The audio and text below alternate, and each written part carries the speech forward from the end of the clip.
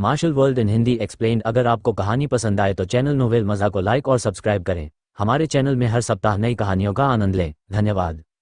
अध्याय 71 से 80। जब लिन मिंग झरने के सामने से गुजरा तो वहां एक उपयाजक इंतजार कर रहा था जो लगभग 20 से 30 वर्ष का लग रहा था। उपयाजक को पहले ही सूचना दे दी गई थी। उन्होंने लिन मिंग से कहा, जूनियर प्रशिक्षु लिन, आप अंदर जा सकते हैं। इसमें 1 घंटे की समय सीमा है। आज यह आयोजन विशेष रूप से नए शिष्यों के लिए था।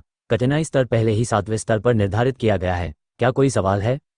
कितना परेशान करने वाला साथी वरिष्ठ प्रशिक्षु है, लिन मिंग ने सोचा, लेकिन उसे इसकी ज्यादा परवाह नहीं थी। कठिनाई का यह 7वां स्तर 110 से 130 रैंक के अनुरूप था। उनकी रैंकिंग 126 थी जो कि सबसे निचले स्तर के करीब थी। वह आधार से शुरुआत करते थे और फिर बाद में अधिक कठिन चुनौती के लिए वापस आते थे। आप प्रवेश कर सकते हैं। हालांकि आप केवल कठिनाई के 7वें स्तर तक ही पहुंच पाते हैं। आपकी साधना सीमित है। यदि आप अंदर नहीं रह सकते तो आराम करने के लिए बाहर आ जाइए। आमतौर पर कोई भी व्यक्ति ज्यादा देर तक घर के अंदर नहीं रह सकता। यदि आप अपने शरीर की सीमा से अधिक समय तक वहां रहेंगे तो आपके स्वास्थ्य को नुकसान पहुंच सकता है, उपयाजक वरिष्ठ प्रशिक्षु ने लिन मिंग को याद दिलाया। धन्यवाद साथी वरिष्ठ प्रशिक्षु, अगर मैं ये बर्दाश्त नहीं कर सकता तो मैं ऐसा कहूंगा। अच्छा, वरिष्ठ प्रशिक्षु डीकन ने सरनी खोलते हुए कहा। बाहर से देखने पर आइसी पॉन्ड झरना एक साधारण झरना था, बल्कि बहुत विशाल था। लेकिन जैसे ही वह उस ओर कुछ कदम बढ़ा, दृश्य अचानक बदल गया। लिन मिंग एक नए स्थान पर पहुंचे और बाहर से कुछ भी महसूस करने में असमर्थ थे। यद्यपि बर्फीला तालाब झरना एक मारक सरनी था, लेकिन इसके अंदर एक भ्रामक जादुई सरनी भी थी। इसके कारण एक ही समय में 12 लोग अभ्यास कर सकते थे और फिर भी किसी अन्य को नहीं देख सकते थे। ऐसा इसलिए था क्योंकि मायावी जादू की यह श्रृंखला साधना करते समय एक व्यक्ति को अन्य सभी 11 लोगों से अलग कर देती थी, क्योंकि कोई भी व्यक्ति दूसरों के बगल में साधना करने के लिए तैयार नहीं था जो उसे देख रहे थे। पब फ्यूचर द्वारा विज्ञापन। लिन मिंग ने एक पल के लिए पलट कर देखा और उसके पीछे पहले से ही पूरी तरह से अंधेरा, काली दुनिया बन गई थी। ऐसा लग रहा था मानो झरना तारों भरे रात के आकाश में लटका हुआ हो। झरने का बर्फीला तालाब 1000 फीट चौड़ा और हिमानी बर्फ की तरह गहरा नीला था। यद्यपि ये झरने से बहुत दूर नहीं था, फिर भी ये असामान्य रूप से शांत और स्थिर था और एक भी जलरेखा दिखाई नहीं दे रही थी। वहां घना कोहरा छाया हुआ था जो सतह पर तैर रहा था और बर्फीले तालाब के आधे हिस्से को ढक रहा था। जरा देखो, तुम्हें कड़ाके की ठंड महसूस हो रही है। ये ठंडी हवा सर्दियों की उत्तरी हवा से भी अधिक ठंडी है। लिन मिंग ने एक गहरी सांस ली, अपने असली सार को सीमा तक घुमाया और फिर ठंडे तालाब में डुबकी लगाई। अच्छा ठंडा। बर्फीले तालाब में कूदने के बाद लिन मिंग को बहुत ठंड महसूस हुई। उन्हें इसमें कोई संदेह नहीं था कि यदि यह बाहरी दुनिया में होता तो पानी पहले ही जम चुका होता, लेकिन बर्फीले तालाब झरने में ये ठंडा पानी वास्तव में तरल बना रहा। यह आश्चर्यजनक था। लिन मिंग ने सच्चे आदिम अराजकता फॉर्मूले को चरम सीमा तक प्रसारित किया। उसकी मांसपेशियां भी लगातार काम रही थीं, क्योंकि वे ठंड का प्रतिरोध करने के लिए ज्वर जैसी गर्मी छोड़ने की कोशिश कर रही थीं। ये पानी थोड़ा पारे जैसा कैसा लगता है? लिन मिंग ने गोता लगाने का प्रयास किया, लेकिन उसे पता चला कि पानी में एक अजीब प्रतिरोध मौजूद था। जब वह चारों ओर पानी छिड़क रहा था तो ऐसा लग रहा था जैसे वह पारे से खेल रहा हो। यह पानी स्पष्टतः साधारण पानी की तुलना में अधिक गाढ़ा और सघन था तथा अधिक चिपचिपा भी था। यदि यह एक सामान्य तालाब होता तो यदि वह अपनी सारी हवा गहरी सांस के साथ बाहर निकालता तो वह स्वाभाविक रूप से पानी में डूब जाता, लेकिन इस बर्फीले तालाब में ऐसा महसूस होता था मानो उसे नीचे की ओर खींचा जा रहा हो, यहाँ तक कि आगे की ओर तैरना भी धीमा हो गया था। ऐसा कहा जाता था कि यह बर्फीला तालाब 1000 फीट गहरा था। मैं नहीं जानता कि इसे किसने मापा होगा। मेरी वर्तमान स्थिति को देखते हुए 1000 फीट गोता लगाना तो दूर, कुछ दर्जन फीट गोता लगाना भी बहुत कठिन होगा। जो आदमी नीचे तक गोता लगा सकता है वह वास्तव में एक मास्टर है। बर्फीला तालाब जितना गहरा होगा उतना ही अधिक ठंडा होगा। ठंड का एहसास ऐसा था मानो उसमें कोई हल्की आध्यात्मिक बुद्धि हो। ऐसा लग रहा था मानो वह उसके रोम छिद्रों से होकर उसकी त्वचा में घुसने, उसके रक्त में घुसने, उसकी अस्थि पंजर तक पहुंचने और उसे जमा देने की कोशिश कर रहा हो। लिन मिंग को इसमें कोई संदेह नहीं था कि अगर कोई व्यक्ति जो मार्शल आर्ट नहीं जानता है यहाँ आता है तो वह तुरंत इस हद तक जम जाएगा कि वह हिलने में असमर्थ हो जाएगा, उसका खून भी बर्फ में बदल जाएगा और वह मर जाएगा। मेरे हाथ और पैर अभी से जमने लगे हैं। ये कैसी अद्भुत उग्रता है। लिन मिंग पहले ही 30 फीट नीचे डूब चुका था। उस गहराई पर लिन मिंग को अपने शरीर में अनगिनत ठंडी सुइयां चुभती हुई महसूस हुई। चूंकि यहाँ ठंड बहुत अधिक थी, इसलिए ठंड का एहसास कष्टदायक हो गया। वह यहाँ से आगे गोता लगाने में असमर्थ था, अन्यथा वह खतरे में पड़ जाता। हालांकि मैं सच्चे आदिम अराजकता सूत्र की साधना करता हूँ और मेरा सच्चा सार एक सामान्य मार्शल कलाकार की तुलना में बहुत अधिक सघन है, फिर भी मेरी साधना बहुत कमजोर है। अन्य जो 7वें कठिनाई स्तर तक आ सकते हैं वे आमतौर पर शारीरिक परिवर्तन के 3रे चरण या उससे ऊपर के होते हैं। क्या वह पत्थर का मंच है? लिन मिंग ने पाया कि कई दर्जन फीट दूर दीवार पर एक सपाट पत्थर उभरा हुआ था। उसने तैरकर उस पार जाने का प्रयास किया, अपने वास्तविक स्वरूप को एकाग्र किया और फिर पत्थर के मंच पर खड़ा हो गया। पब फ्यूचर द्वारा विज्ञापन मार्शल कलाकार गहरी और लंबी सांसें ले सकते थे। यद्यपि लिन मिंग ने विसरा प्रशिक्षण चरण हासिल नहीं किया था, फिर भी एक सांस में वह एक अगरबत्ती जलाने में लगने वाले समय के बराबर समय तक पानी के अंदर रह सकता था। वह पत्थर के मंच पर पैर मोड़कर बैठ गए और अपनी पूरी ऊर्जा का उपयोग सच्चे आदिम अराजकता सूत्र को घुमाने में करने लगे। चूंकि उसके चारों ओर सब कुछ असामान्य रूप से शांत था, ऐसा लग रहा था जैसे लिन मिंग एक अलग स्थान और समय में प्रवेश कर गया था जो रुक गया था। यहाँ तक कि जब बर्फीले तालाब का ठंडा पानी उसके पास से बह रहा था, लिन मिंग केवल उसकी लंबी और धीमी लयबद्ध दिल की धड़कन सुन सकता था, जो एक पेंडुलम की तरह आगे पीछे झूल रही थी, बिना किसी अराजकता के। उस पल ऐसा लगा जैसे लिन मिंग की आत्मा उसके शरीर से बाहर आ गई हो। उसके शरीर में लेशमात्र भी संवेदना नहीं थी, उसमें बोध का कोई अंश भी नहीं था, और वह पूरी तरह से समाधि जैसी अवस्था में लीन हो गया था। उसकी मांसपेशियों का एक एक इंच ठंडे पानी का प्रतिरोध कर रहा था। ऐसा प्रतीत होता था कि उसका वास्तविक सार पूरी तरह से उसके नियंत्रण में नहीं था। ऐसा लग रहा था मानो वह अपने आप ही घूम रहा हो। ऐसा लग रहा था जैसे वह उसके शरीर की जड़ता के साथ मिल गया हो और उसके शरीर में सच्चे सार का संचार अतुलनीय रूप से उत्कृष्ट रेखाओं के माध्यम से बह रहा हो। ये लिन मिंग की सच्ची क्रांति से कहीं अधिक सटीक था और कई गुना तेज भी था। लिन मिंग अभी ट्रू प्राइमल कैओस फॉर्मूला की पहली परत की बड़ी सफलता के चरण तक पहुंचा था और जिस गति से वह अपने असली सार को घुमा सकता था वह बढ़ गई थी, लेकिन अब तो यह पहले से भी अधिक तेज हो गया है। ये कहा जा सकता है कि यह सच्चे आदिम अराजकता फॉर्मूले की सीमा से दोगुना था। यह अफसोस की बात थी कि यह परिसंचरण गति ऐसी चीज नहीं थी जिसे लिन मिंग सचेत रूप से चला सकता था, बल्कि यह स्वचालित रूप से हो रही थी जिसे वह हासिल नहीं कर सका। अज्ञात समय के बाद लिन मिंग अचानक इस ट्रांस अवस्था से जाग गया। मेरे साथ क्या मामला है? सांस रोकने से उसकी छाती में हल्की जकड़न महसूस हो रही थी। लिन मिंग ने अपनी असली ताकत का इस्तेमाल किया और सांस लेने के लिए हौंचते हुए पानी से बाहर आ गया। जब उसने बर्फीली हवा में सांस ली तो ये हवा भी हड्डियों को ठंडा करने वाली थी, और जब उसने हवा में सांस ली तो उसके मुंह के किनारों पर बर्फ की एक परत जम गई। लिन मिंग को वह स्थिति याद आ गई जिसमें वह कुछ क्षण पहले था। वह अनुभूति उसके शरीर की सभी छोटी इकाइयों के एक साथ प्रतिध्वनित होने की अनुभूति के समान थी, जैसा कि शरीर फाड़ने वाली हड्डी तोड़ने वाली मुट्ठी में वर्णित किया गया था। वह अद्भुत सीमा जब उसके पूरे शरीर और उसकी सभी छोटी इकाइयों की सांस एकरूप होगी। यदि एक सामान्य मार्शल कलाकार के श्वास अभ्यास उनके सचेत निर्णयों और विचारों के कारण होते थे, तो लिन मिंग की सांसें नीचे की ओर ऐसी थी मानो उसके शरीर की छोटी छोटी इकाइयां स्वतःस्फूर्त रूप से सांस ले रही हों, मानो लिन मिंग की चेतना इससे अलग थी। उसका सच्चा सार अपनी वृत्ति के अधीन हो गया है और पूरी तरह से अपनी इच्छा से घूमता है, और उसका क्रांति मार्ग पूर्णतया परिपूर्ण कहा जा सकता है। लिन मिंग उस पत्थर के मंच पर लौट आया क्योंकि वह उस स्थिति को दोबारा उत्पन्न करना चाहता था।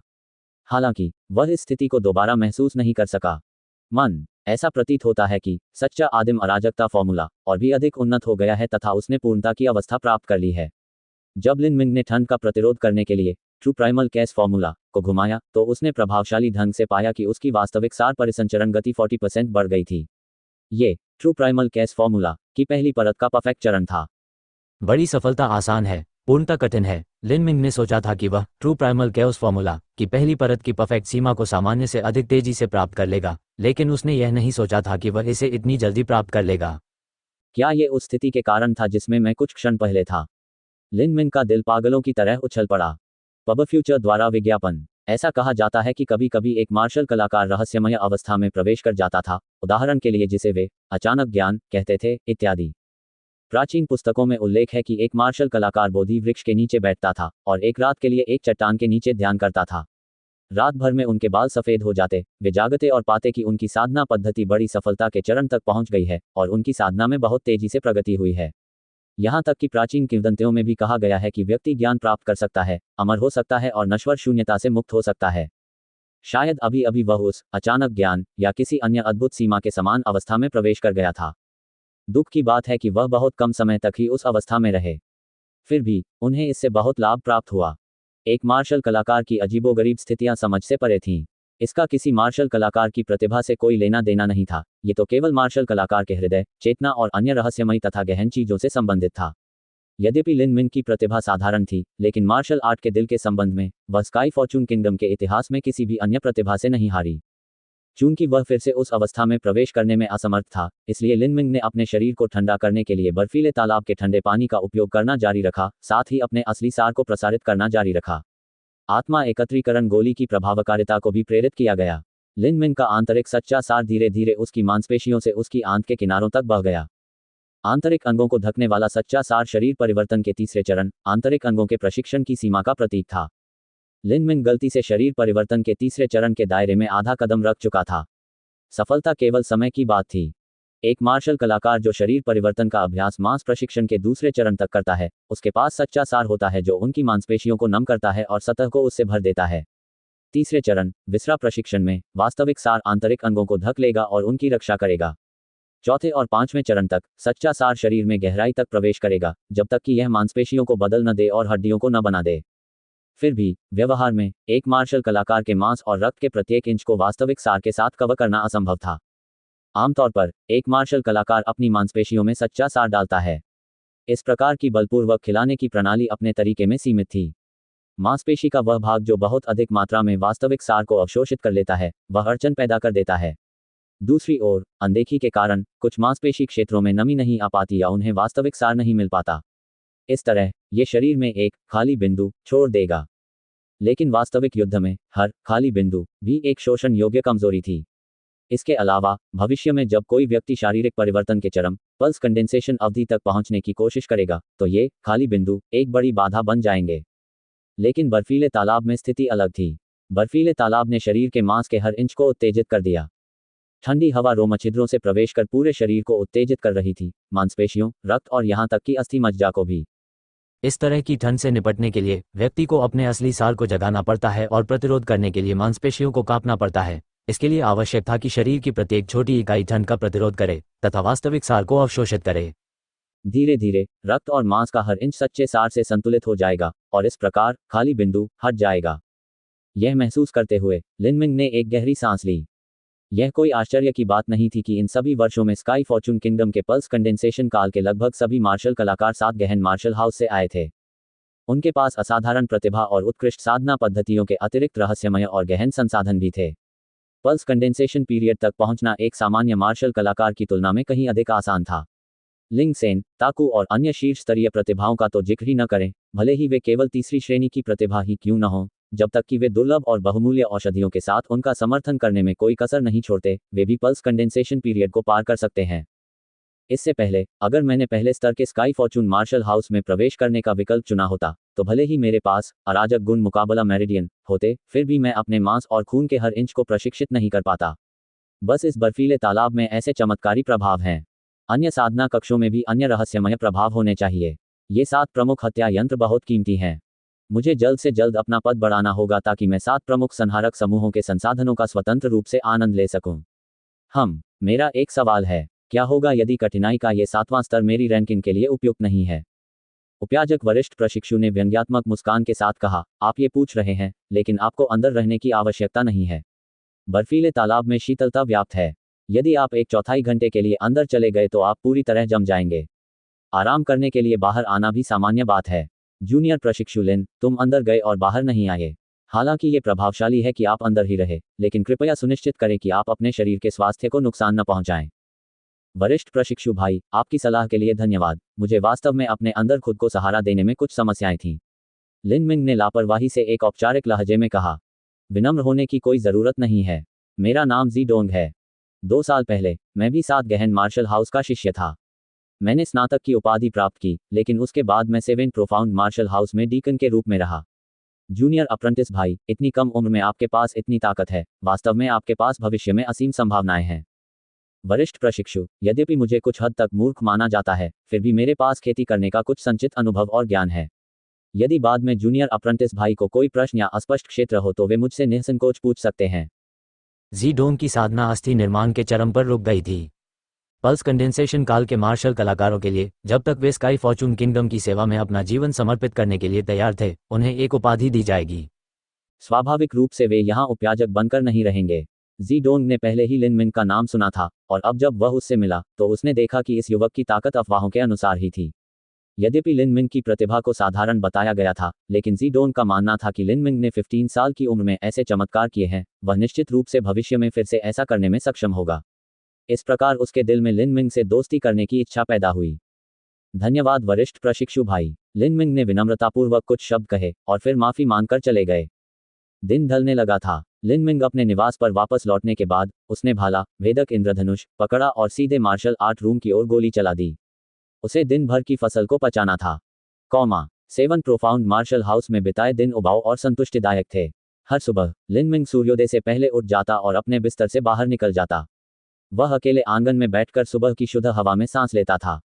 जब उन्होंने अपने शरीर और मन की स्थिति को शून्य अवस्था में समायोजित कर लिया तो उन्होंने शक्ति प्रशिक्षण के रेशम की तरह प्रवाह का अभ्यास शुरू कर दिया। शरीर फाड़ने वाली हड्डी तोड़ने वाली मुट्ठी के साथ एकीकरण के बाद लिन मिंग मार्शल कौशल की तुलना अपने दिमाग में यादों से करेगा। उन्होंने इस सच्चे सार कंपन की अद्भुतता को और अधिक खोजा। यह न केवल शक्ति का उपयोग करने का एक सरल तरीका था, बल्कि एक तरह से ये अचानक ज्ञानोदय की स्थिति के साथ अनुकूल तुलना करने वाला भी कहा जा सकता था। यदि वह इस सीमा को समझ सके तो उसे इससे असीम लाभ होगा। लिन मिंग अक्सर पूरी सुबह इसी तरह बैठा रहता था। वह न तो कुछ खाता था, न पीता था, यहाँ तक कि एक आधा कदम भी नहीं चलता था। शाम को वह थोड़ा खाता और थोड़ी देर आराम करता और फिर बर्फीले पानी में अपने शरीर को तरोताजा करने के लिए आइसी पॉन्ड झरने की ओर चला जाता। लिन मिंग महीने में केवल 24 घंटे ही संहारक क्रम में साधना कर सकता था। इन 24 घंटों का प्रत्येक मिनट कीमती था। समय बचाने के लिए लिन मिंग ने बर्फीले तालाब झरने में केवल आधा घंटा बिताया और फिर बाहर आ गया। लेकिन लिन मिंग के लिए आधा घंटा भी एक बहुत बड़ा फायदा था। रात के दौरान लिन मिंग अपने औषधीय शिलालेख प्रतीक का अभ्यास करना शुरू कर देता था, क्योंकि हालांकि लिन मिंग के पास साधना और अभ्यास करने के लिए अधिक विकल्प थे, लेकिन उसके पास अपने शिलालेख प्रतीक का अभ्यास करने के लिए कम समय था। हालांकि क्योंकि लिन मिंग ने सच्चे आदिम अराजकता सूत्र की पहली परत को हासिल कर लिया था, इसलिए उसके सुधार की दर बहुत धीमी नहीं हुई थी।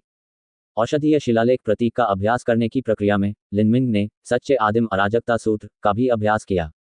सच्चे सार पत्थरों का उपभोग बहुत शीघ्रता से होता था। हर दिन उसे कम से कम एक सच्चे सार पत्थर का उपभोग करना पड़ता था। लिन मिंग ने 7 गहन मार्शल हाउस में अपने 10वें दिन में प्रवेश किया। देर रात जब जो पर्वत के आकाश में तारे टिमटिमा रहे थे, वहां गहरा सन्नाटा छा गया। लिन मिंग पहाड़ों के पीछे एक लॉग केबिन में बैठे थे। उनकी उंगलियां ऐसे चल रही थीं जैसे वे हवा में एक जीथर पर एक सुंदर धुन बजा रही हों।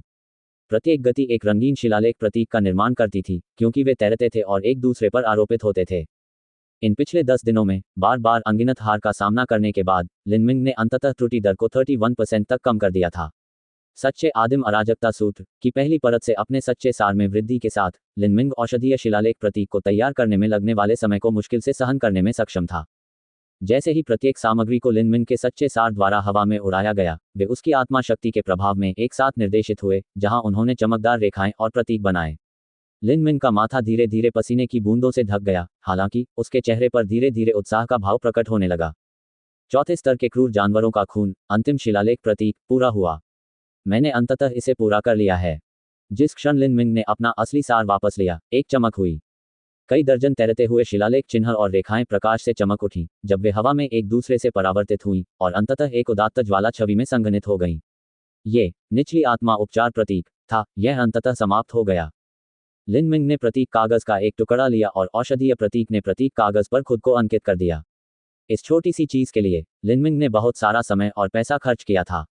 जब सब कुछ पूरा हो गया तो लिन मिंग ने कृतज्ञतापूर्वक प्रतीक पत्र की उस छोटी पर्ची को लिया और उसकी ऊर्जा में उतार चढ़ाव महसूस किया। उसे पूर्ण संतुष्टि की अत्यधिक अनुभूति हुई। वह उत्साहित क्यों न हो।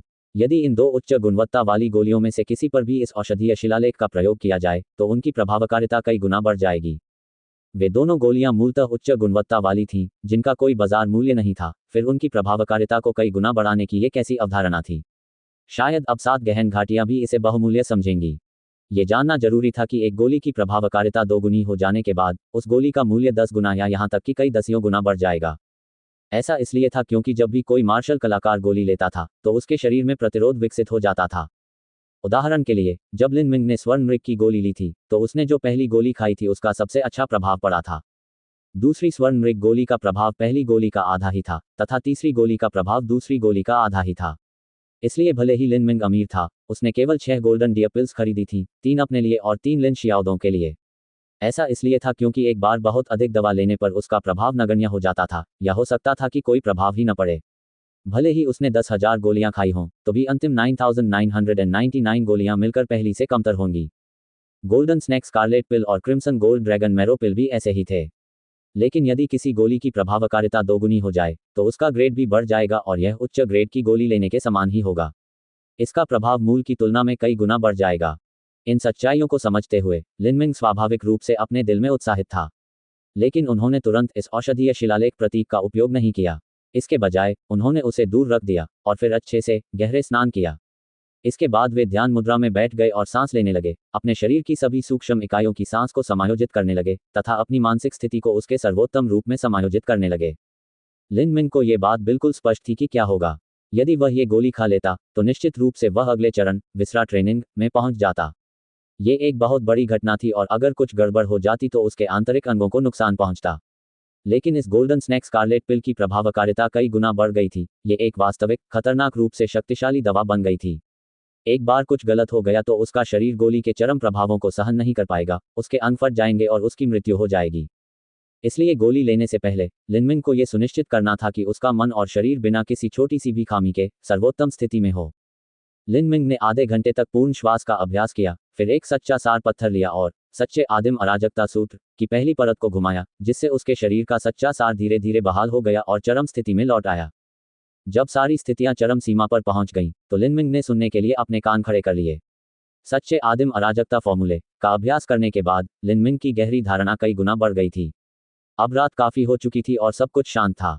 100 फीट के दायरे में उसे कीड़ों की आवाज के अलावा कुछ भी सुनाई नहीं दे रहा था।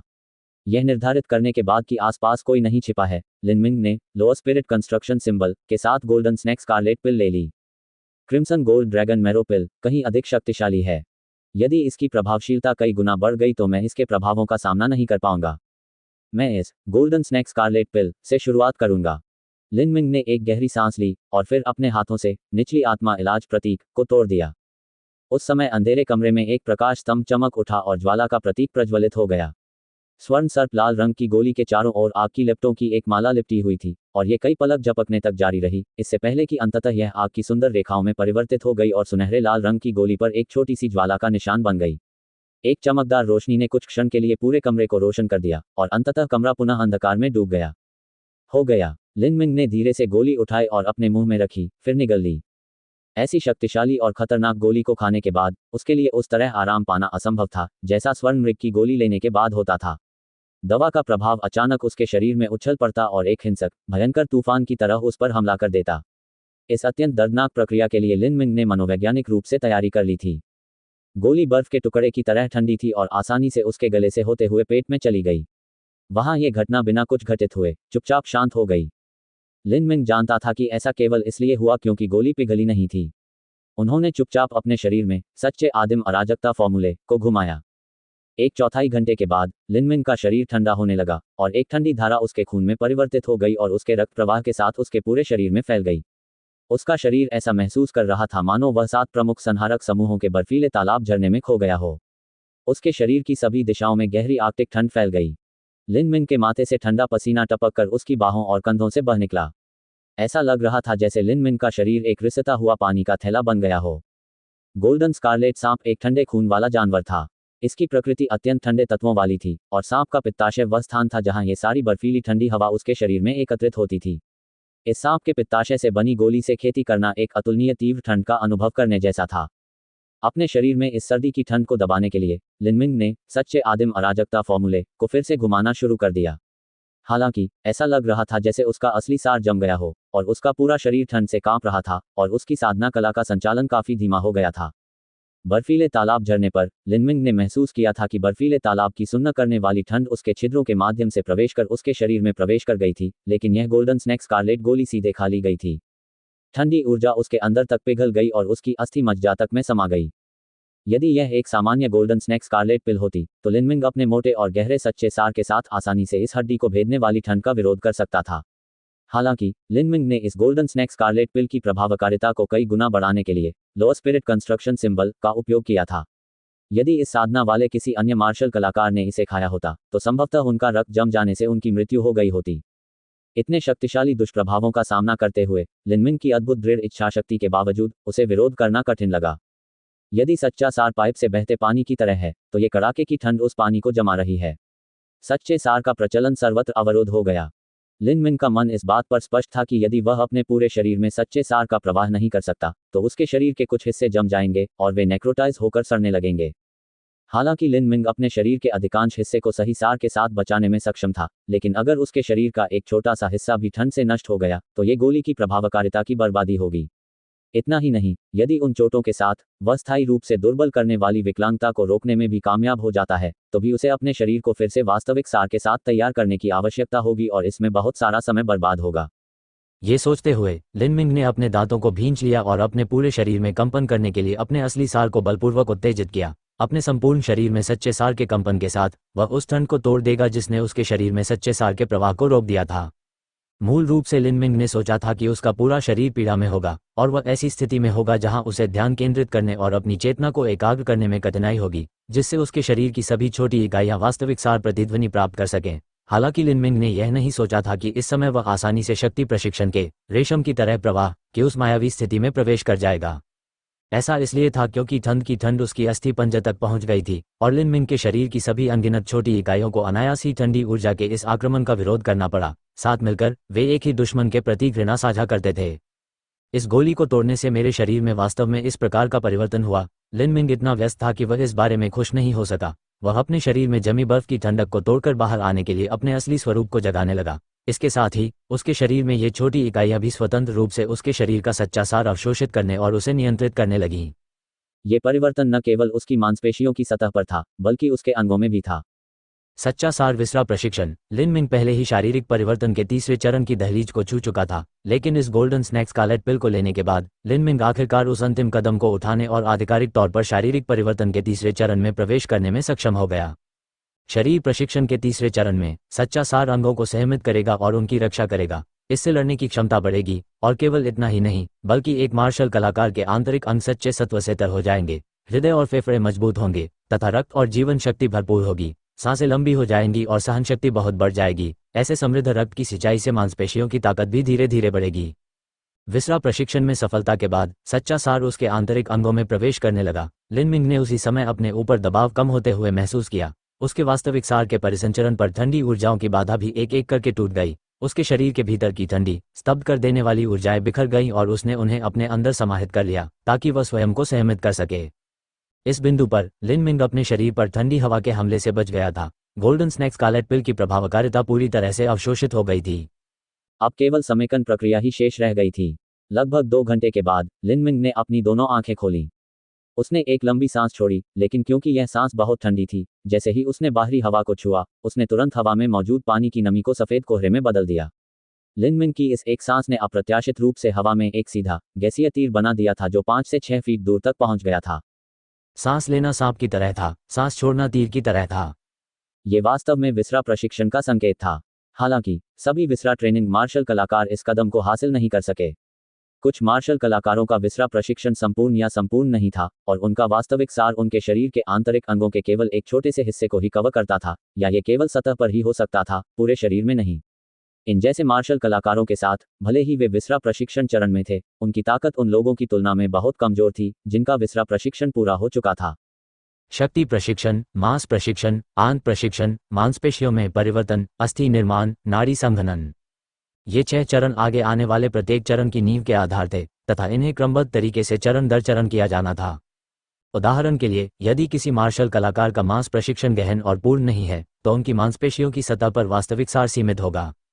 ये सीमित सच्चा सार एक बड़ी कमजोरी और दोष होगा जो आगे चलकर विसरा प्रशिक्षण में और भी अधिक समस्याएं पैदा करेगा। परिणामस्वरूप प्रत्येक चरण पर प्रत्येक गलती के साथ स्थिति और बदतर होती जाएगी और अंततः पल्स कंडेंसेशन अवधि में कदम रखना असंभव हो जाएगा। यही मूल कारण था कि स्काई फॉर्चून किंगडम के अधिकांश मार्शल कलाकार अपने पूरे जीवन में पल्स कंडेंसेशन पीरियड को प्राप्त करने में असमर्थ थे।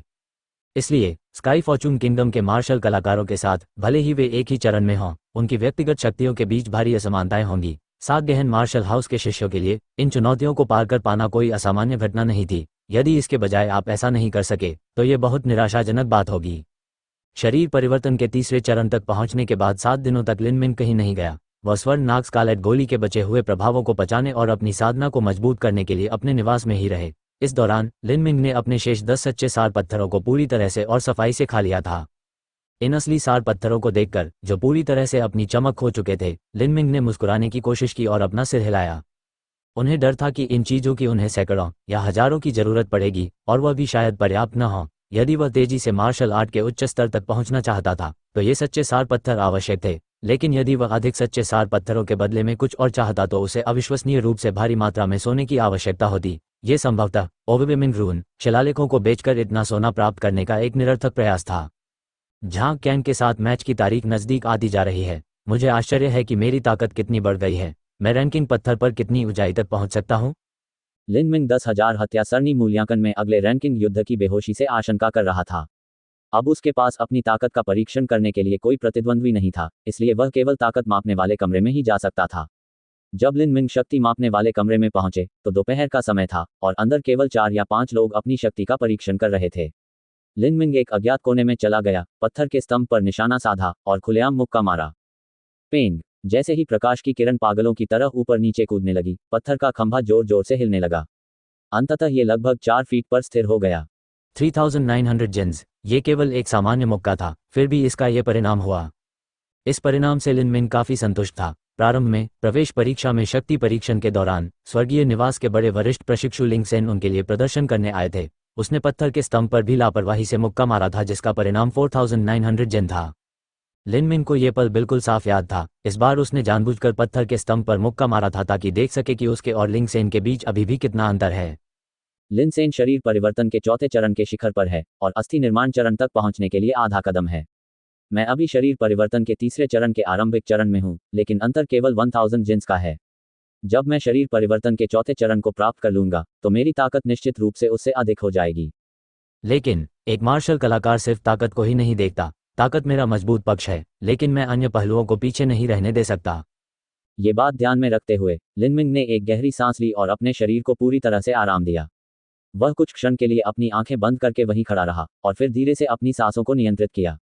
उसके शरीर की छोटी छोटी इकाइयां धीरे धीरे अपनी श्वास लय में एकरूप हो गईं तथा एक हल्की प्रतिध्वनि आवृत्ति प्राप्त कर ली।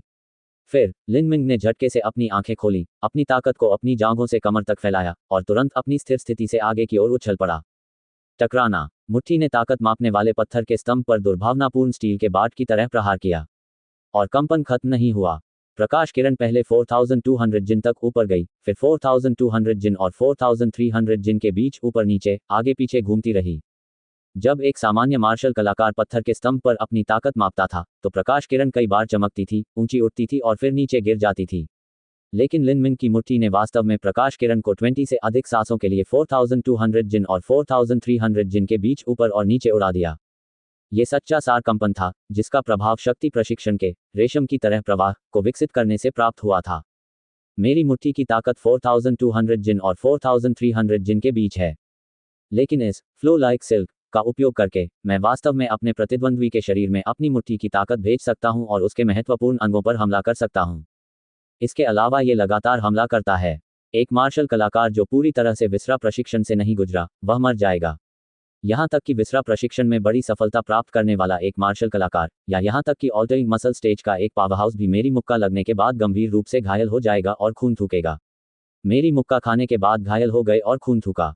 अराजक गुणों का मुकाबला मेरिडियन ने दर्ज किया था कि रेशम की तरह प्रवाह चरण एक अद्भुत और विशुद्ध रूप से भयानक विनाशकारी शक्ति थी। कैसी भयावह साधना पद्धति है! लेकिन वह अनाम वरिष्ठ व्यक्ति जिसने शरीर को चीरने वाली हड्डी को तोड़ने वाली मुट्ठी छोड़ी थी, केवल भयानक विनाशकारी शक्ति प्राप्त करने में सफल रहा और यह नहीं जान पाया कि शरीर में सभी छोटी इकाइयों को कैसे प्रतिध्वनित किया जाए। इस तरह ये खेती के लिए बेकार होगा, ये वास्तव में अधूरा था। लिन मिंग को 7 गहन मार्शल हाउस में आए हुए 21 दिन हो चुके थे।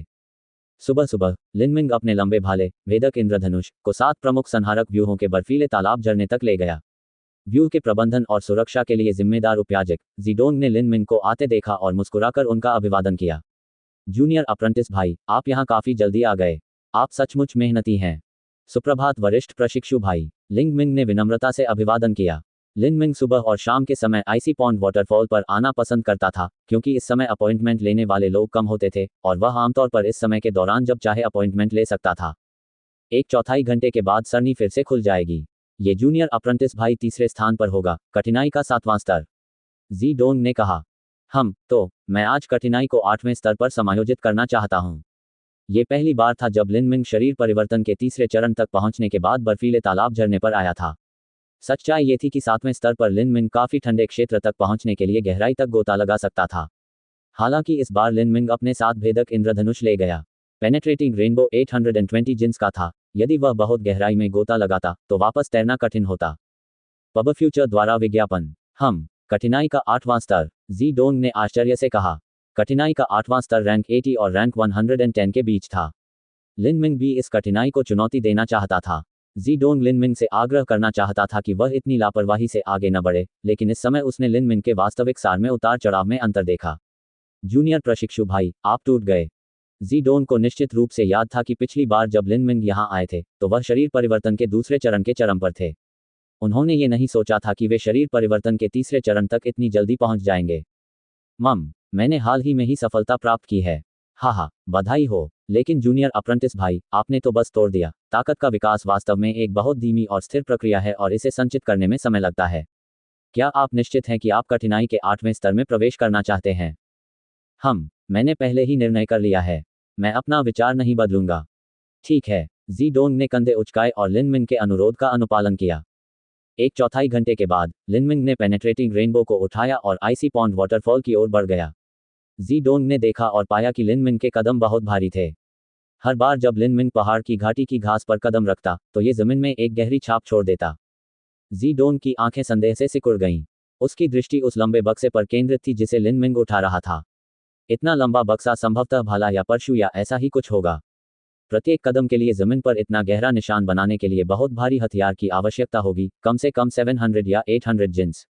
इस जूनियर प्रशिक्षु भाई लिन के लिए अपने हथियार के रूप में इतना भारी भाला या परशु चुनना कितना दुर्लभ है। जैसे ही लिन मिंग ने सरनी में प्रवेश किया, उसने भेदक इंद्रधनुष को अपनी पीठ पर रखा और बर्फीले तालाब में कूद गया।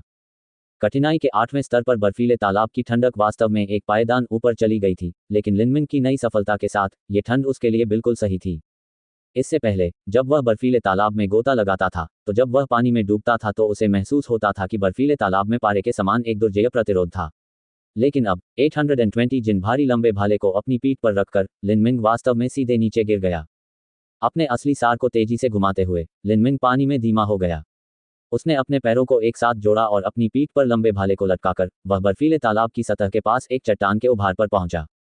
चट्टान का सहारा लेकर वह ऊपर की ओर उछला। लिन मिंग एक दूसरे चट्टान के ऊपर कूद गया और झरने के नीचे पहुंचने तक कई बार ऐसा करता रहा।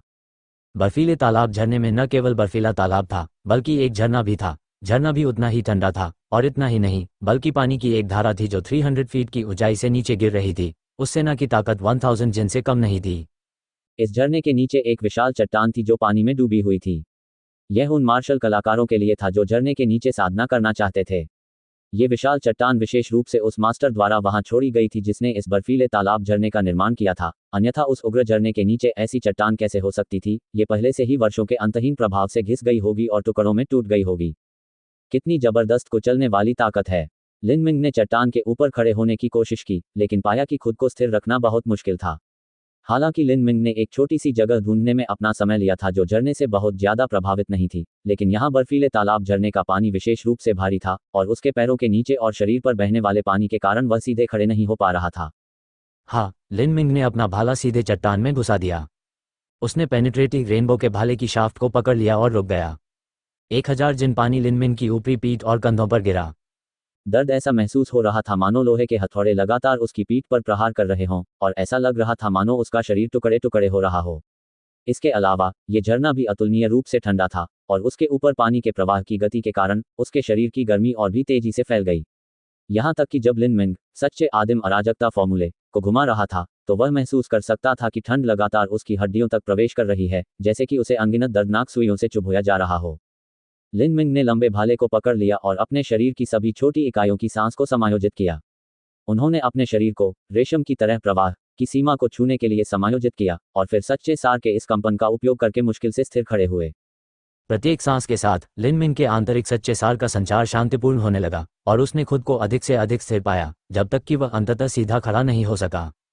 लिन मिंग ने चट्टान से भेदक इंद्रधनुष को वापस ले लिया। उसने अपने भाले से कोई प्रहार नहीं किया, न ही अपने भाले से कोई प्रहार किया, न ही अपने भाले से कोई हरकत की। इसके बजाय वह बस अपना भाला हाथ में लेकर वहीं खड़ा रहा। भाला 100 सैनिकों का राजा था। ये झाड़ू लगा सकता था, काट सकता था, फूल की तरह नाच सकता था, सीधा वार कर सकता था। हालांकि ये भाले की चालें सरल लगती थीं, लेकिन बड़ी सफलता के स्तर तक अभ्यास करना बिल्कुल भी आसान नहीं था। भाले सीखना कठिन था और उसमें निपुणता प्राप्त करना तो और भी कठिन था। भाला एक लंबा हथियार था। 1 इंच लंबा और 1 इंच मजबूत भाला इस नियम का पालन करता था। स्पीयर प्ले की बड़ी सफलता में इसकी वास्तविक भयावह प्रहारक शक्ति और मारक क्षमता को प्रदर्शित करने के लिए सच्चे सार और मार्शल कौशल का समन्वय शामिल था। इसलिए युद्ध के मैदान में लड़ने वाले सभी सेनापति भाले या फरसे का प्रयोग करते थे।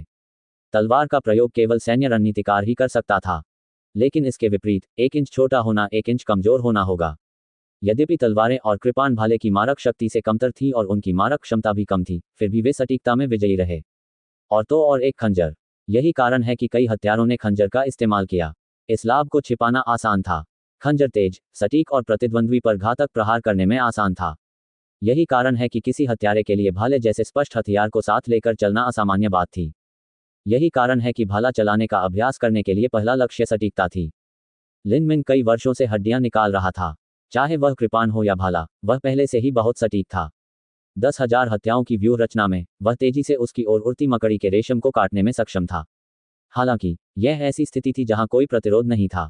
वास्तविक युद्ध में तथा शत्रु के युद्ध कौशल का सामना करते समय सच्चे सार का ऊर्जा प्रवाह सर्वत्र कहर बर पाएगा। उस ऊर्जा प्रवाह को तोड़ने के लिए भाले का उपयोग करना तथा दुश्मन के कमजोर बिंदु पर वार करना आसान नहीं था। इसलिए भाला चलाने का अभ्यास करने का पहला कदम न तो भाला चलाने का कौशल था और न ही भाला चलाना था, बल्कि भाले को हर समय स्थिर रखना था। इस समय लिन मिंग ने दोनों हाथों से भेदक इंद्रधनुष को पकड़ लिया। उसके हाथ बाद के आधे भाग के चारों ओर लिपटे हुए थे और शाफ्ट का 70% हिस्सा झरने की विनाशकारी शक्ति में भीग गया था, क्योंकि यह अंतहीन 1000 जिन प्रभाव का विरोध कर रहा था।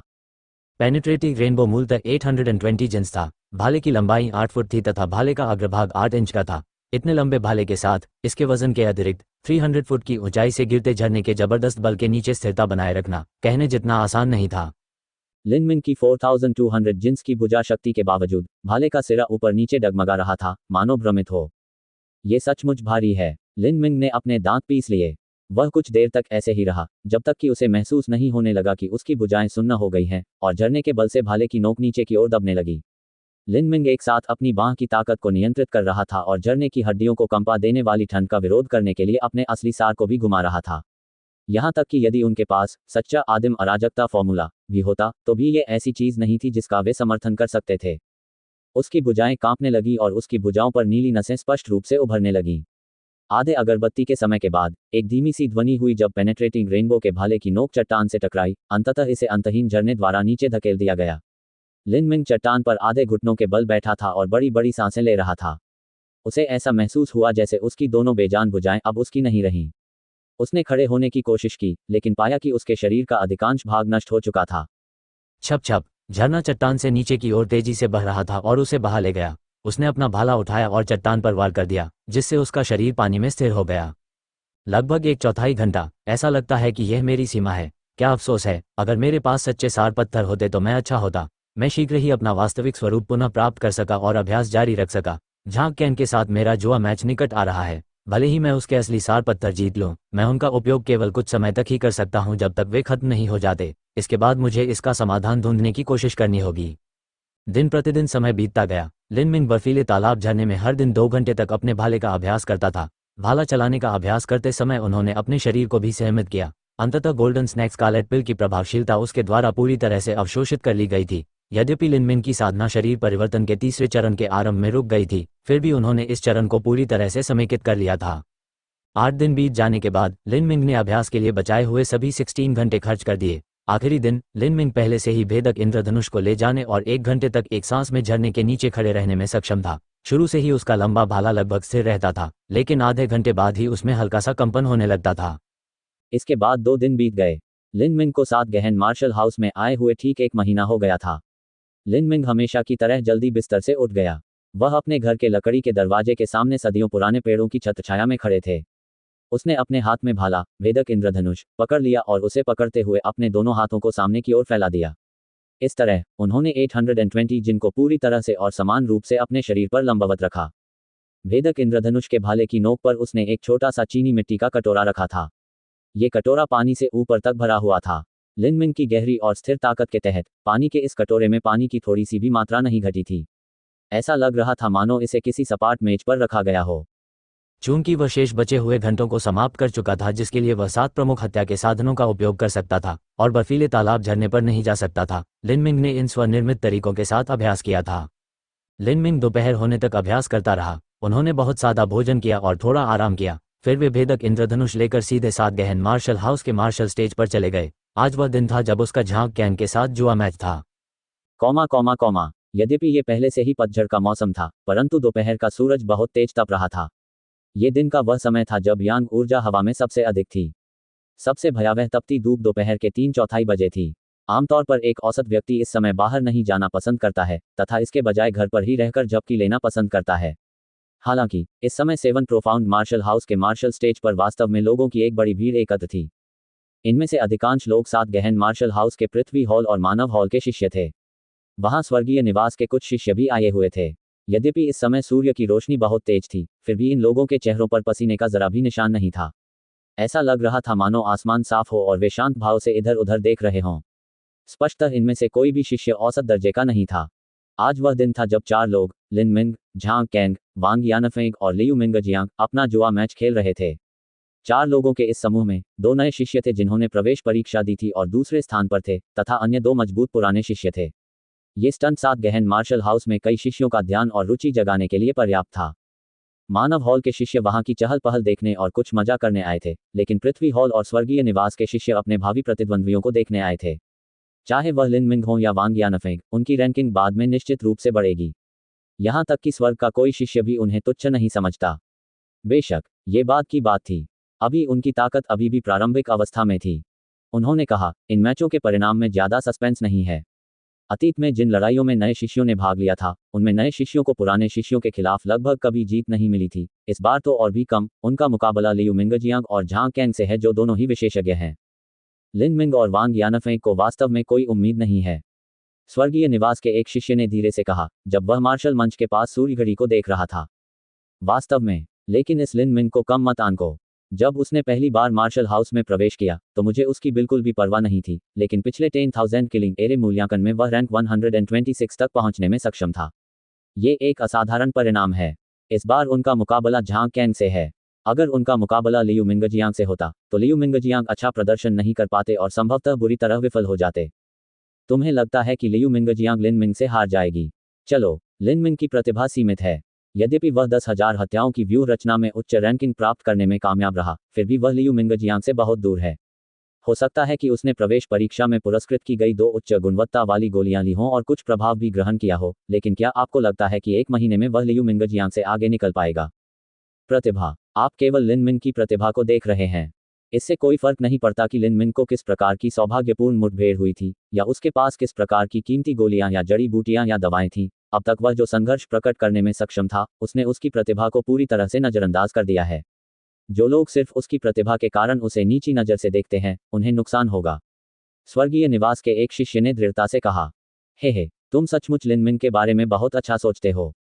पिछली बार जब मैं डिपोजिटरी में गया था तो मैंने विशेष रूप से लिन मिंग द्वारा चुनी गई साधना पद्धति पर ध्यान दिया था। अर्थहॉल के शिष्यों ने जानबूझकर अपना स्वर खींचा क्योंकि उन्होंने देखा कि उन्होंने कितना ध्यान आकर्षित किया था। इस लिन मिंग ने फाउंडेशन स्पीयर तकनीक और फाउंडेशन मूवमेंट तकनीक के लिए साधना विधियों को चुना है। उन्होंने कुछ अपूर्ण, शरीर फाड़ने वाली, हड्डी तोड़ने वाली मुट्ठी मार्शल कौशल भी सीखा था। केवल इन बातों के साथ वह केवल 1 महीने में कितनी प्रगति कर सकता था। इससे पहले वह रैंक 126 प्राप्त करने में सक्षम था क्योंकि उसने एक ही समय में दुर्लभ और कीमती क्रिम्सन गोल्ड ड्रैगन मैरोपिल और गोल्डन स्नेक स्कारलेट पिल ली थी। यहां तक कि एक सुअर को भी इसकी खेती में वृद्धि महसूस होगी। इस लिन मिंग की प्रतिभा सीमित है। वह उच्च स्तरीय साधना पद्धतियों और युद्ध कौशल का अभ्यास नहीं कर सकता। इन 2 आधारभूत मैनुअलों के आधार पर वह किस आधार पर लियू मिंगजियांग से आगे निकल पाएगा? लिन मिंग ने 10,000 हत्याओं वाले व्यूह में हंगामा खड़ा कर दिया था, इसलिए उसके लिए अन्य मार्शल हाउस शिष्यों की रुचि जगाना बहुत आसान था। कई लोगों ने लिन मिंग द्वारा चुनी गई खेती पद्धति पर नजर डाली थी। यह मामला बहुत आसान था। जेड स्लिप नोट पर केवल उनका नाम था और जो लोग देखना चाहते थे वे देख सकते थे। क्या फाउंडेशन स्पीयर तकनीक और फाउंडेशन मूवमेंट तकनीक? लिन मिंग ने उन 2 को चुना। उस प्रकार की साधना पद्धति में कोई भी प्रकार की प्रबल शक्ति कैसे हो सकती है? मुझे पक्का यकीन था कि वह शेडोलेस आर्ट या एब्सोल्यूट 9 यांग वगैरह जैसा कुछ चुनेंगे। हाँ, छाया रहित कला, पूर्ण 9 यांग। ये खेती के तरीके निश्चित रूप से अच्छे हैं, लेकिन क्या आपको लगता है कि एक औसत व्यक्ति उन्हें खेती कर सकता है? क्या आप लिन मिंग की प्रतिभा को भूल गए हैं? मुझे लगता है कि उस व्यक्ति की धारणा भी सीमित है। वह केवल अपना आत्मज्ञान ही जानता है, इसलिए उसने सीखने के लिए सरल कौशल के इन 2 सेटों को चुना। रुको और देखो, इस लिन मिंग के बढ़ते प्रभामंडल को नीचे रखा जाएगा। शिष्य के स्वर और मुस्कुराहट से पता चला कि वह लिन मिन के दुर्भाग्य से प्रसन्न था। लिन मिन केवल कुछ ही समय के लिए 7 गहन मार्शल हाउस में था और फिर भी उसकी रैंकिंग पहले से ही इस आदमी से आगे थी। इससे उसका दिल सचमुच दुखी हो गया। इस समय मैदान में हलचल मच गई। दूर खड़े लोगों का एक समूह रास्ता बनाने के लिए अलग हो गया। लगभग 20 वर्ष की आयु के दो व्यक्ति एक दूसरे के बगल में चल रहे थे। उन दोनों में से एक दुबला पतला और पीला सा दिखने वाला आदमी था। उसके चेहरे का भाव ठंडा और दृढ़ था। उसकी पीठ पर एक काली भारी तलवार बंधी हुई थी। हालांकि वह बस चल रहा था, लेकिन उसका पूरा व्यवहार ऐसा लग रहा था मानो वह एक उस्तरा हो। वह एक ठंडी खजाने की तलवार की तरह था जिसे बाहर निकाल लिया गया था। जब वह उनके पास से गुजरता था तो उसके आसपास के लोगों को सचमुच बहुत दबाव का एहसास होता था। दूसरा व्यक्ति हृष्ट-पुष्ट, लंबा तथा ओजस्वी भाव वाला था। उसका पूरा शरीर मांसपेशियों से भरा हुआ था और वह अपनी पीठ पर 8 फुट लंबा गहरे बैंगनी रंग का डंडा लटकाए रहता था। इस व्यक्ति का प्रत्येक कदम स्थिर एवं शांत था। यदि प्रत्येक पदचिह्न को मापा जाए तो पता चलेगा कि प्रत्येक 2 कदम के बीच की दूरी पूरी तरह से एक समान थी। हर बार यह 6 फीट था, न ज्यादा न कम। ये 7 गहन मार्शल हाउस के भंडार 6 फुट सटेप से शीर्ष आंदोलन तकनीक की खेती का परिणाम था। लिंग सेन, ताकू, ये दोनों लोग भी मैच देखने आए थे। जुआ मैच देखने आए लोगों में से अधिकांश लोग अर्थ हॉल के शिष्य थे। स्वर्गीय निवास के शिष्य आए थे, लेकिन उनमें से अधिकतर 5O और 6O रैंक के आसपास थे। ये स्वर्गीय निवास की रैंकिंग के बिल्कुल अंत में था। वे इस डर से आए थे कि आज मैच में मौजूद लोग उन्हें बाहर धकेल देंगे, इसलिए वे स्थिति का जायजा लेने आए थे। लेकिन लिंग सेन और ताकू रैंकिंग स्टोन पर शीर्ष 2 अडिग अस्तित्व थे। वे पृथ्वी हॉल का एक आंतरिक जुआ मैच देखने भी आए थे। 7 गहन मार्शल हाउस में लिंग सेन, ताकू और जुआंग गुवानयू 3 अस्तित्व थे जिनके पास पूर्ण अधिकार था। यहाँ तक कि कई प्रमुख शिष्य भी उनकी प्रसिद्धि और प्रतिष्ठा की तुलना नहीं कर सके। तीसरे वर्ष से शुरू होने वाले 7 गहन मार्शल हाउस में प्रवेश करने के बाद ये 3 लोग रैंकिंग पत्थर के शीर्ष 3 रैंक में स्थित थे और वर्तमान तक इसे बनाए रखा था। अभी तक एक भी व्यक्ति ऐसा नहीं था जो उन प्रतिष्ठित पदों से उन पर दबाव डाल सके। रैंकिंग स्टोन केवल व्यक्ति की रैंक दिखाता था, स्कोर नहीं दिखाता था। इसलिए इन 3 शीर्ष स्तरीय प्रतिभाओं में से किसी को भी ये नहीं पता था कि उन्होंने चौथे स्थान वाले शिष्य की तुलना में कितने अधिक अंक हासिल किए थे। ऐसी अफवाहें थीं कि झांग गुवानयू के चौथे स्थान वाले शिष्य से 10,000 से अधिक अंक थे, लेकिन ये अफवाहें असली थीं या झूठी, कोई नहीं जानता था। संक्षेप में, लिंग सेन, ताकू और जूंग गुआन्यू 3 ऐसे लोग थे जिनमें असीम गहरी और प्रगाढ़ शक्ति थी। उन्होंने फुसफुसाते हुए कहा कि लिंग सेन, जो शरीर परिवर्तन के 5वें चरण में आधा कदम था, पल्स कंडेंसेशन अवधि में एक मार्शल कलाकार की ताकत के साथ तुलना कर सकता है। इतना प्रभावशाली और सम्मोहक व्यक्ति, वे किस पर ध्यान दे सकते हैं? यह असंभव था कि वह झांग कैंग या लियू मिंगजियांग हो। हालांकि वे मजबूत थे, लेकिन पिछले 2 वर्षों में वे रैंकिंग स्टोन के शीर्ष 100 में जगह बनाने में कामयाब नहीं हुए थे। वे बिल्कुल भी ऐसे नहीं थे जिन पर लिंग सेन या ताकू ध्यान देते। वांग यानफेंग भी अयोग्य थे। हालांकि उसके पास चौथी श्रेणी की बेहतर प्रतिभा थी, लेकिन लिंग सेन और ताकू की नज़र में वह भी एक महत्वहीन अस्तित्व था जिसने पहली बार शीर्ष 180 में प्रवेश किया था। वह तो बस दयनीय था। तो यहाँ चिंता करने लायक एकमात्र युवा केवल लिन मिंग ही हो सकता है। वे अवश्य ही उसे देखने आए होंगे। पहले 10,000 किलिंग एरे मूल्यांकन में उन्होंने भाग लिया था, जिसमें वे 126 रैंक तक पहुंचने में कामयाब रहे थे। यहां तक कि झांग गुवानयू भी इस मामले में उनसे कमतर थे। वे ये देखने आए कि यह युवक कौन था। इसी समय भीड़ में झांग कैंग और लियू मिंगजियांग भी आ गए थे। लेकिन क्योंकि लिंग सेन और ताकू यहां थे, उनकी प्रसिद्धि पूरी तरह से छिन गई थी। जुआ खेल रहे इन दोनों पर किसी ने ध्यान ही नहीं दिया। झांग कैंग इतना आत्ममुग्ध नहीं था कि यह सोच सके कि ये 2 लोग, लिंग सेन और ताकू, उसे जुआ खेलते देखने के लिए यहाँ आएंगे। वे निश्चित रूप से लिन मिंग की जांच करने के लिए यहाँ आए थे। जब झांग कैंग को यह एहसास हुआ तो उसके दिल में बहुत बेचैनी महसूस हुई। अगर वह जीत भी जाता तो भी लिंग सेन और ताकू का ध्यान उस पर नहीं होता। तुम्हारी हिम्मत कैसे हुई मुझे नीची नज़र से देखने की? मैं तुम्हें बता दूंगा कि तुम्हारा निर्णय मूर्खतापूर्ण और गलत था। आपका निर्णय मूर्खतापूर्ण और गलत था। झांग कैंग ने चुपके से अपनी मुठियां भींच लीं।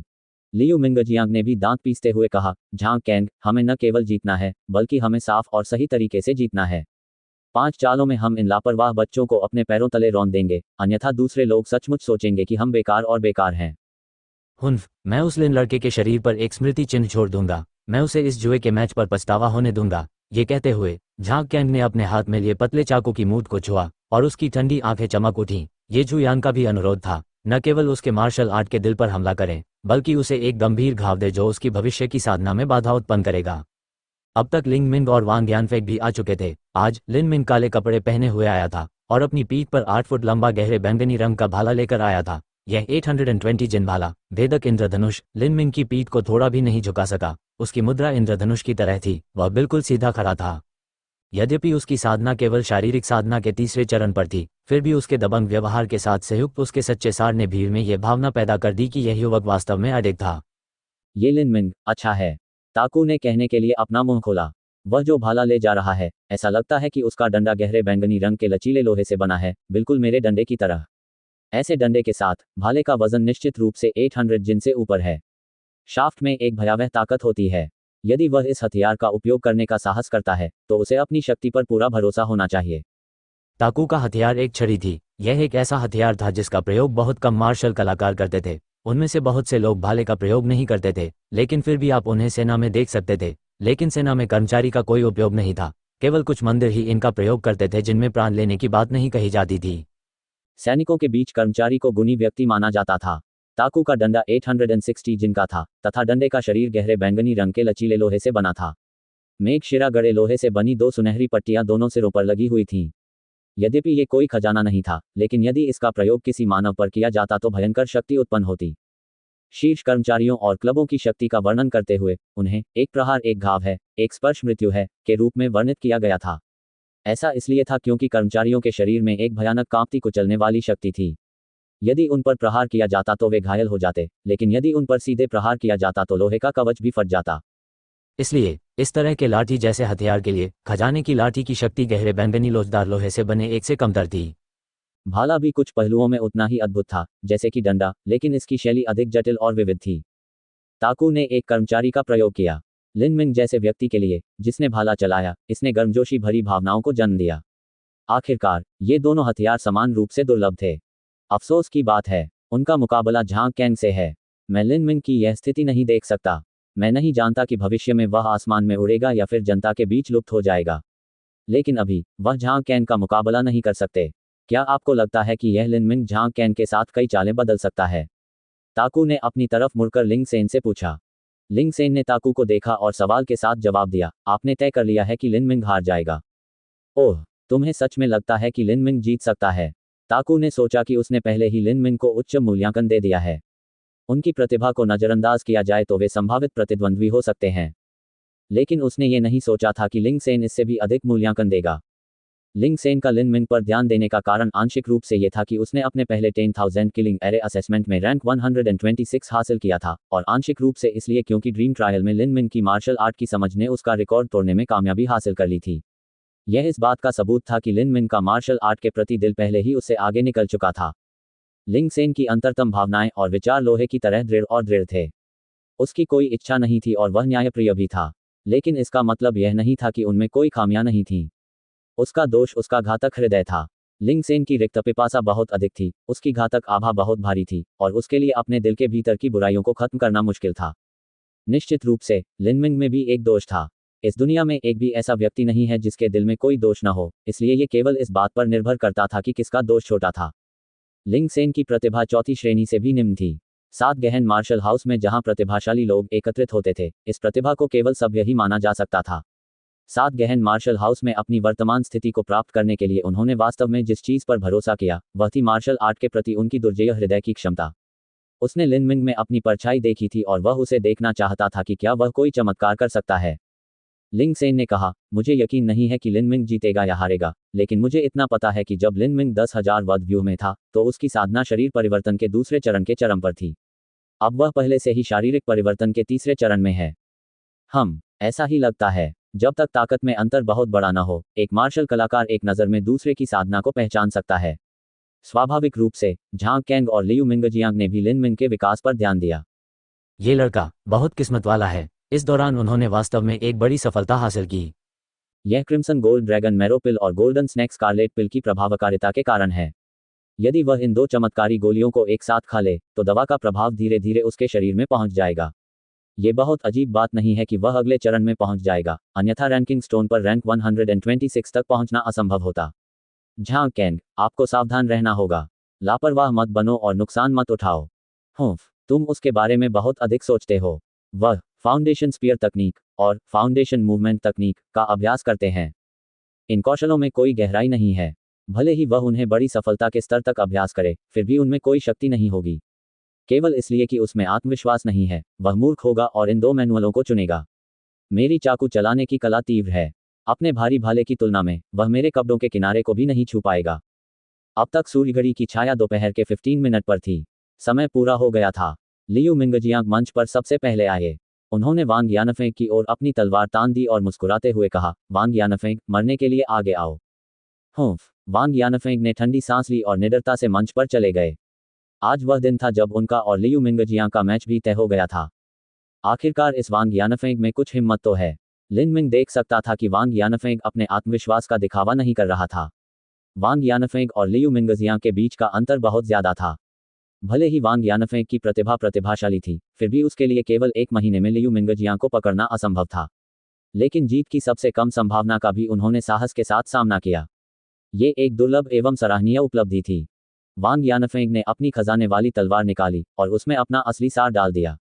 सत्य के 9 मार्ग के हरे रंग के चिन्ह एक एक करके जीवंत होकर चमकने लगे।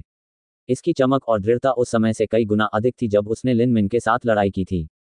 इस महीने के दौरान वांग यानफेंग ने एक पागल व्यक्ति की तरह खेती की थी, जिसके पास खोने के लिए कुछ भी नहीं था। यद्यपि वह शारीरिक परिवर्तन के तीसरे चरण के शिखर तक नहीं पहुंच पाया था, फिर भी उसका वास्तविक सार विसरा प्रशिक्षण अधिक गहन और पूर्ण स्तर पर पहुंच गया था और उसने शारीरिक परिवर्तन के तीसरे चरण में अपनी साधना को मजबूत कर लिया था। वांग यानफेंग की सत्य के 9 मार्ग वाली तलवारबाजी देखकर लियू मिंगजियांग मुस्कुराए। ऐसा लगता है कि आपने थोड़ी प्रगति की है, लेकिन यह अफसोस की बात है कि आप अभी भी मुझ तक पहुंचने से बहुत दूर हैं। अब मरो, लियू मिंगजियांग चिल्लाया। उसने अपनी तलवार निकाली और वांग यानफेंग पर वार कर दिया। जैसे ही उसकी तलवार हवा में कटी, उसकी तलवार बैंगनी ग्रे रंग की हो गई और एक अजीब फॉस्फोरेसेंट प्रकाश से चमकने लगी। पेंग पेंग पेंग। लियू मिंगजियांग की तलवार ने 3 वार किए। खजाने की श्रेणी की तलवार एक तीखी आवाज के साथ चीखी जब लियू मिंगजियांग ने अपना असली सार उसमें प्रवाहित किया। वांग यानफेंग थोड़ा पीछे हटे, सत्य के 9 मार्गों के प्रतीक तलवार की धार पर प्रकाश से चमकने लगे। अपनी तलवार के एक वार से लियू मिंगजियांग की तलवार की हवा अलग हो गई और कमजोर हो गई। अपनी तलवार के एक और वार से वांग यानफेंग ने लियू मिंगजियांग की पहली तलवार की हवा के वार को तोड़ दिया। चा चा चा। वांग यानफेंग ने पीछे की ओर कदम बढ़ाते हुए अपनी तलवार चलाए। उसने लियू मिंगजियांग की तलवार की हवा को बार बार काट दिया। इस भयानक हमले के अंत तक हवा के झोंकों ने उसके कपड़ों को तार तार कर दिया था, लेकिन वांग यानफेंग के कदम शांत थे और हालांकि उसका असली सार तेजी से उतार चढ़ाव कर रहा था, यह अव्यवस्थित नहीं था। आपके पास कुछ अच्छे कौशल हैं, लेकिन आप अभी तैयार नहीं हैं। स्वर्गीय राजा का विनाशकारी चक्रम ब्लेड। लियू मिंगजियांग ने एक कदम आगे बढ़ाया। उसके शरीर के चारों ओर सच्चे सार की धुंध एक गहरे बैंगनी प्रकाश के साथ चमकने लगी। वह भाप के बादल की तरह उसके ऊपर से उड़ रहा था। उसकी 3 फुट लंबी तलवार एक शानदार रोशनी से चमकने लगी जो ब्लेड की पूरी लंबाई तक फैल गई। सच्चा सार एकत्रित हो गया और तलवार की नोक के अंत में तेजी से घूमने वाले धर्मचक्र का निर्माण हुआ। स्वर्गीय राजा का विनाशकारी चक्रम ब्लेड। ये डिपोजिटरी से एक उच्च स्तरीय मार्शल कौशल है। इसका अभ्यास करना बहुत कठिन है, लेकिन लियू मिंगजियांग वास्तव में ऐसा करने में सफल रहा। वांग यानफेंग खतरे में है। लिन मिंग ने अपनी आंखें सिकोड़ ली जब उसने इस मार्शल कौशल स्वर्गीय राजा के क्रशिंग चक्रम को देखा। ये सच्चा सार था जिसने एक अजीब आत्मनिर्भर प्रणाली का गठन किया था।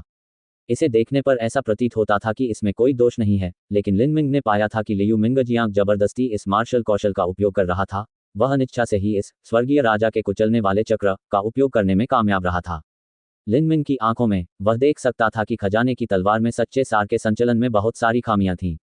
यदि वांग यानफेंग जीतना चाहता था, तो उसका एकमात्र रास्ता यह था कि वह अभी आगे बढ़े और लियू मिंगजियांग को अपनी तलवार को असली सार प्रदान करने से रोके। हालांकि वांग यानफेंग एक शिलालेख मास्टर नहीं था और वह अतिशय आत्मा रणनीति को नहीं जानता था, और इस प्रकार उसके लिए लियू मिंगजियांग की तलवार में सच्चे सार का मार्ग देखना असंभव था। इस समय वांग यानफेंग चले गए। यद्यपि लियू मिंगजियांग का आभामंडल डराने वाला था, लेकिन वांग यानफेंग ने इस धारा के विरुद्ध तैरने का संकल्प लिया था। वह स्पष्ट था, यह उसका एकमात्र अवसर था। उसे लियू मिंगजियांग के धार्मिक चक्र के अपने शीर्ष रूप में संघनित होने से पहले ही आक्रमण करना होगा तथा उसके स्वर्गीय राजा के विनाशकारी चक्र को हराना होगा। वांग यानफेंग ने अपनी तलवार लहराई। उसका लक्ष्य स्वर्गीय राजा का विनाशकारी चक्र नहीं था, न ही ये लियू मिंगजियांग की खजाना तलवार के वास्तविक सार के प्रवाह में कमजोर स्थान था। इसके बजाय वह लियू मिंगजियांग की छाती पर वार करेगा। वांग यानफेंग की तलवार में सच्चा सार समाया हुआ था और ऐसा लग रहा था मानो उसकी धार पर बिजली चमक रही हो और अपने साथ हवा और गड़गड़ाहट की ध्वनि लेकर आ रही हो। ये था मार्शल कौशल थंडर क्लाउड स्ट्राइक। ये चाल उच्च श्रेणी की मार्शल कौशल थी जिसे वांग यानफेंग ने डिपॉजिटरी में चुना था। उस समय वांग यानफेंग ने डिपोजिटरी में 3 मैनुअल चुने थे, दिव्ययांग पावर, स्वान फेदर फॉल और थंडर क्लाउड स्ट्राइक। ये तीनों साधना विधियां और युद्ध कौशल बिल्कुल भी सरल नहीं थे। वांग यानफेंग की उत्कृष्ट प्रतिभा के बावजूद उनके लिए इन्हें कम समय में सीखना असंभव होगा। दिव्ययांग शक्ति एक कौशल था जिसका उपयोग व्यक्ति की साधना को बढ़ाने के लिए किया जाता था। अपनी साधना और शक्ति को सुधारने के लिए एक रात और दिन या एक महीने से भी अधिक समय लग सकता है। स्वान फेदर फॉल एक गतिशीलता तकनीक थी, लेकिन यह भी उनकी युद्ध क्षमता को तुरंत नहीं बढ़ा सकी। इसलिए वांग यानफेंग ने शेष महीने का अधिकांश समय थंडर क्लाउड स्ट्राइक की तैयारी में लगाया था। अब उनके थंडर क्लाउड स्ट्राइक ने अंततः कुछ परिणाम दिखाए थे और उन्हें विश्वास था कि इस कदम से वे चमत्कार कर देंगे। बोले, आपने केवल 1 महीने तक थंडर क्लाउड स्ट्राइक का अभ्यास किया है, आप इसकी तुलना मेरे स्वर्गीय राजा के क्रशिंग चक्रम से करने के बारे में कैसे सोच सकते हैं? लियू मिंगजियांग चिल्लाया। स्वर्गीय राजा के विनाशकारी चक्र को पकड़े हुए लंबी तलवार को काट दिया गया। घूमता हुआ धर्म चक्र नीचे गिर गया, मानो वह एक ब्लैक होल हो जो समस्त जीवन को निगल सकता हो। टकराना। थंडर क्लाउड स्ट्राइक और हेवनली किंग्स क्रशिंग चक्रम एक दूसरे से टकरा गए। सच्चे सार की तीव्र टक्कर हवा के दबाव का एक गुब्बारा बन गई, मानो वह बाहर की ओर बढ़ती हुई ज्वार की लहर का केंद्र हो। हवा में बिजली चमकने लगी और गड़गड़ाहट की आवाज ने सारा शोर दबा दिया। वांग यानफेंग और लियू मिंगजियांग दोनों ही उल्टे उड़ते हुए पीछे की ओर उछल गए। लियू मिंगजियांग ने कई बार हवा में कलाबाजियां की, इससे पहले कि वह अंततः अपनी तलवार जमीन में घोंप सके और खुद को स्थिर कर सके। उसकी छाती में खून उबलने लगा, जिससे वह लगभग गिर पड़ा। उस आखिरी टक्कर में वह लगभग गंभीर रूप से घायल हो गया था। हालांकि वांग यानफेंग की स्थिति दयनीय थी। उसका शरीर कई दर्जन फीट तक किसी चिथड़े की गुड़िया की तरह पीछे की ओर उछला और फिर खतरनाक तरीके से एक बड़े पेड़ से जा टकराया। चोट लगने के कारण उसका पैर लाल रंग का हो गया था। उसने अपना मुंह खोला और खून खांसने लगा। वांग यानफेंग हार गया, अनुमानित, लेकिन यह पहले से ही बहुत प्रभावशाली है कि वह लियू मिंगजियांग को इस हद तक मजबूर कर सके। एक नया शिष्य एक पुराने शिष्य को कैसे हरा सकता है? क्या यहाँ हर कोई प्रतिभाशाली नहीं है? हम कई वर्षों से यहाँ 7 गहन मार्शल हाउस में रह रहे हैं। अगर हम किसी नए शिष्य से हार गए तो यहाँ साधना में बिताए गए सभी वर्ष बेकार हो जाएंगे। ये लिन मिंग भी निश्चित रूप से हार जाएगा। इन नौसिखियों को हम नहीं पीटते और वे सोचते हैं कि वे हमारे सिर पर सवार हो सकते हैं। पृथ्वी हॉल के एक पुराने शिष्य ने अपने होठों को सिकोड़ते हुए तिरस्कार के साथ कहा। वांग यानफेंग ने एक घुटने पर गिरकर अपनी तलवार से खुद को सहारा दिया। उसने अपने बाएं हाथ से होठों पर लगा खून पोंछा। उसने ठंडे भाव से लियू मिंगजियांग को देखा और अपने हाथ की एक लहर के साथ उस पर 5 सच्चे सार पत्थर फेंके। आज तुमने मेरे हाथ से जो छीना है, मैं भविष्य में उसका दुगुना मांगूंगी। वांग यानफेंग ने उग्रता से ये शब्द कहे। प्रत्येक शब्द सभी ने सुना क्योंकि वह हर सतह पर गूंज रहा था। वह मुड़ा और अपनी तलवार का सहारा लेकर अपने टूटे पैर को घसीटता हुआ एक एक कदम आगे बढ़ा।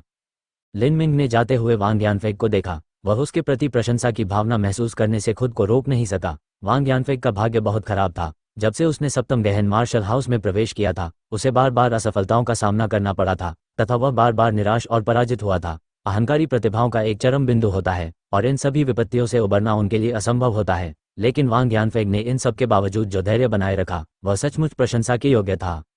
लिन मिंग, ऊपर आओ, तुम्हारी बारी है। तुम्हारा भाग्य भी उस हारने वाले जैसा ही होगा। लियू मिंगजियांग के चले जाने के बाद झांग कैन मंच पर आए। झांग कैन की रैंकिंग स्टोन रैंक 103 थी। उनकी ताकत संभवतः लियू मिंगजियांग से कहीं बेहतर थी। लिन मिंग ने पेनेट्रेटिंग रेनबो को अपनी पीठ पर बांधकर मंच पर लाया और झांग कैन के सामने खड़ा हो गया। वांग यानफेंग और लियू मिंगजियांग के बीच मुकाबला तो बस रोमांचकारी था। लिन मिंग और झांग कैन के बीच यह मैच मुख्य खेल था जिसे देखने के लिए उपस्थित अधिकांश लोग आए थे। इन लोगों के बीच नए शिष्यों को स्वाभाविक रूप से उम्मीद थी कि लिन मिंग जीतने के लिए अपनी हर ताकत का इस्तेमाल करेगा। अगर वह हार भी गया तो वह बहुत बुरी तरह नहीं हारेगा। लेकिन पुराने शिष्यों की इच्छा थी कि झांग कैन भारी जीत के साथ जीत हासिल करे और इन नए शिष्यों को, जो खुद को अचूक मानते थे, नए और पुराने के बीच का अंतर सिखाए। लिन मिंग को मंच पर आते देख लिंग सेन और ताकू तुरंत सावधान की मुद्रा में खड़े हो गए। लिन मिंग रैंकिंग पत्थर पर 126 स्थान पर क्यों पहुंचा था, इसका कारण तुरंत स्पष्ट हो जाएगा। मैच के आधिकारिक रूप से शुरू होने से पहले झांग कैन ने एक पतला सा कृपाण निकाला। कृपाण के हैंडल पर मूठ रक्षक नहीं था। कृपाण का ब्लेड सीधे मूठ से जुड़ा हुआ था। कृपाण का ब्लेड 2 फुट 8 इंच लंबा तथा 3 इंच से अधिक चौड़ा नहीं था। इसकी धार कागज की तरह पतली थी और एक ही नज़र में पता चल जाता था कि इस कृपाण को गति की चरम सीमा पर चलाना है। इसमें कोई संदेह नहीं कि ये कृपाण एक खजाना था। 7 गहन मार्शल हाउस में यदि कोई शिष्य शीर्ष 100 रैंक में था, भले ही वे कुलीन परिवार का हिस्सा न हो, उन्हें आसानी से एक प्रमुख शक्ति में भर्ती किया जा सकता था और कुछ विशेषाधिकार प्राप्त हो सकते थे। उनके लिए खजाना दे देना कोई बड़ी बात नहीं थी। अपना भाला निकालो लिन मिंग, मैं ये देखना चाहता हूँ कि आपने फाउंडेशन स्पीयर तकनीक का कितना अच्छा अभ्यास किया है। क्या आप छोटी सफलता तक पहुँच गए हैं? इतनी सरल साधना पद्धति है कि छोटी सफलता तक पहुँचने के लिए 1 महीना पर्याप्त होना चाहिए।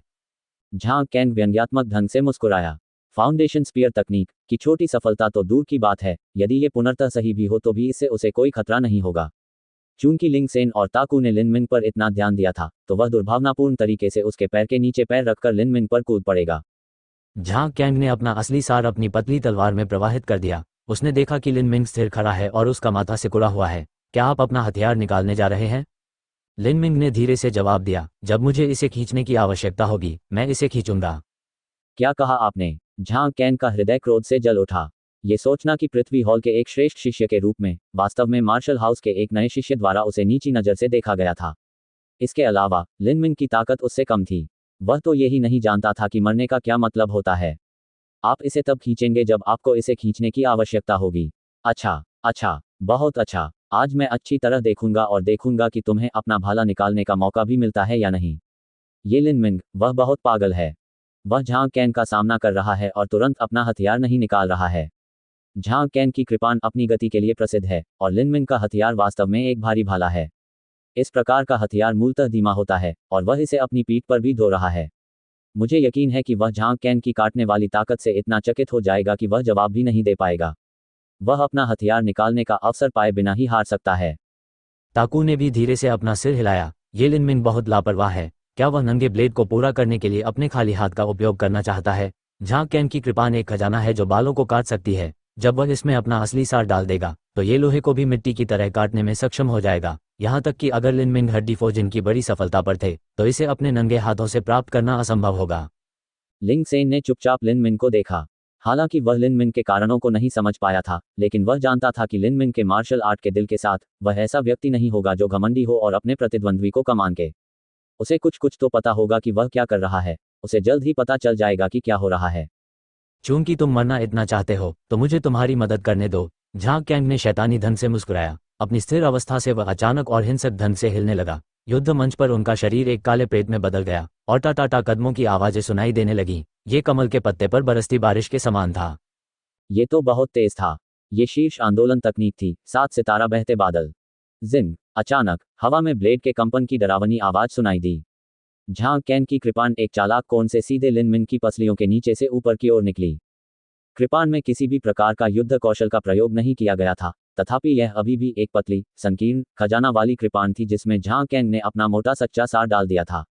गति इतनी तीव्र थी कि विश्वास ही नहीं हो रहा था। ये सचमुच एक त्रुटिहीन, अनूठा कृपाण था। यहाँ तक कि चाल में कुशल एक मार्शल कलाकार भी इस ब्लेड को चाकू से अधिक तेजी से चकमा नहीं दे पाएगा।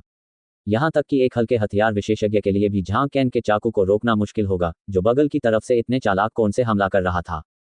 लिन मिन की गतिशीलता क्षमताओं के साथ तो और भी अधिक, जो केवल फाउंडेशन मूवमेंट तकनीक से ही थी। उसका भाला भी गति के मामले में अपर्याप्त था, और यह भाला वास्तव में उसकी पीठ पर बंधा हुआ था। वह इससे कैसे बच सकता था?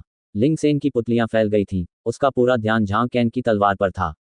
वह यह अनुमान नहीं लगा सकता था कि आगे क्या होगा।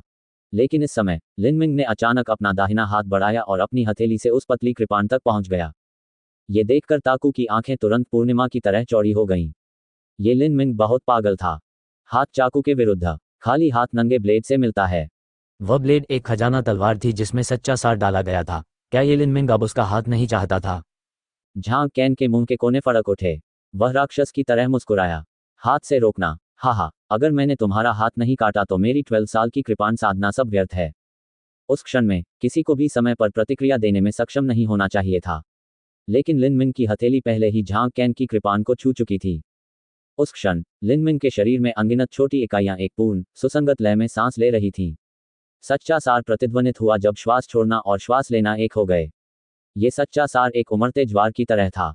सच्चा सार कंपन, ये शक्ति प्रशिक्षण का रेशम की तरह प्रवाह था। एक क्षण के लिए वह तीव्र सच्चा सार कंपन उस पतली तलवार पर प्रसारित हो गया। कृपाण अप्रत्याशित रूप से हिंसक रूप से कांपने लगी। उस क्षण झांग कैन का असली सार ब्लेड से धुल गया और उसकी जगह लिन मिंग का असली सार आ गया। झांग कैन की मुस्कुराहट अचानक बंद हो गई। उसने महसूस किया कि उसका हाथ सुन्न हो गया है। वह तलवार को लगभग पकड़ नहीं पा रहा था। क्या घटनाक्रम बहुत अचानक घटित हुआ। इससे पहले कि वह समझ पाता कि क्या हो रहा है, लिन मिंग की मुट्ठी पहले ही खुल चुकी थी। मुट्ठी सीधे झांग कैन की छाती पर लगी। यद्यपि यह मुट्ठी साधारण लग रही थी, किंतु वास्तव में ये कंपनशील सच्चे सार से भरी हुई थी और इसे तथाकथित शरीर फाड़ने वाली हड्डी तोड़ने वाली मुट्ठी कहा गया। यदि यह मुट्ठी ठोस संपर्क बनाती तो झांग कैन के पास केवल आधा जीवन ही बचता। झांग कैन कई वर्षों तक सेना में रहे थे। युद्ध के मैदान में हत्या और कत्लेआम में बिताए लंबे समय के कारण उनमें खतरे के प्रति स्वाभाविक अंतर्ज्ञान विकसित हो गया था। लिन मिन की मुट्ठी का सामना करते हुए झांग कैन की अंतर्ज्ञान ने उसे बताया कि यह मुट्ठी एक अकल्पनीय खतरा थी। उन्होंने तुरंत अपने पैर हिलाए और 7 सितारा बहते बादल की बड़ी सफलता का जमकर इस्तेमाल किया। झांग कैन का शरीर अचानक और हिंसक रूप से पीछे हट गया और लिन मिन की मुट्ठी में छिपे खतरे से बच गया। यद्यपि वह मुक्का मारने से बचने में सफल रहा था, लेकिन झांग कैन को मुक्का मारने की हवा से खरोंच लग गई थी। अपने शरीर को छूती हुई मुट्ठी की हल्की हवा से ही झांग कैन को ऐसा महसूस हुआ जैसे उसका दिल धड़क रहा हो, उसके फेफड़े सिकुड़ गए हों और उसका पेट किसी अजीब आवृत्ति से प्रभावित और हिल रहा हो। इससे उसके शरीर में रक्त का प्रवाह तीव्र गति से बढ़ गया और वह खून थूकना चाहता था। यह क्या हो रहा है? झांग कैंग अपने शरीर में रक्त के प्रवाह के उलट जाने के कारण भयभीत हो गया और वह थोड़ा लड़खड़ाया, फिर लगभग जमीन पर गिर पड़ा।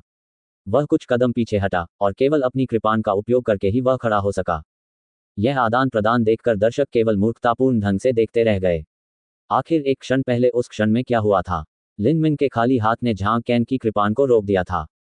तभी एक जोरदार मुक्का मारा गया और मुट्ठी की हवा से ही झांग कैन को कुछ कदम पीछे हटना पड़ा और वह लगभग फर्श पर गिर पड़ा। पब फ्यूचर द्वारा विज्ञापन। पृथ्वी हॉल के पुराने शिष्य ने अवचेतन रूप से अपनी आंखें रगड़ी। उसे लगभग ऐसा लगा कि वह अंधा हो जाएगा। हे भगवान, क्या मैंने इसे सही देखा? क्या लिन मिन सचमुच एक इंसान है? क्या उसके हाथ और पैर लोहे से बने हैं? क्या वह अजेय है? खाली हाथ नंगे ब्लेड से कैसे मिल सकता है? झांग कैंग ने उस मुक्के को चकमा दिया। उन्हें कई कदम पीछे कैसे धकेला गया? ऐसा कैसे हो सकता है? एक महीने पहले लिन मिन रैंकिंग स्टोन पर केवल 126 स्थान पर थे। इतने कम समय में वह इतना खूंखार कैसे हो गया? कोई मजाक नहीं, जब उन्होंने 7 गहन मार्शल हाउस में प्रवेश किया था तो वे वांग यानफेक से ज्यादा मजबूत नहीं थे, लेकिन कई दिनों बाद 10,000 हत्याक्रम रैंकिंग युद्ध में वांग यानफेक केवल रैंक 170 के आसपास पहुंच पाए, लेकिन लिन मिन रैंक 126 पर थे। जैसे ही ये शब्द फैले, वहां शांति छा गई। हर किसी के दिल में एक अजीब सी ठंडक महसूस हुई। सुधार की यह गति अत्यंत भयावह तथा राक्षसी थी। इससे पहले अर्थ हॉल के पुराने शिष्य ने फाउंडेशन स्पीयर तकनीक और फाउंडेशन मूवमेंट तकनीक का अध्ययन करने के लिए लिन मिन को नीची नज़र से देखा था। वह अभी भी इस बात पर विश्वास करने की हिम्मत नहीं कर पा रहा था कि एक क्षण पहले क्या हुआ था।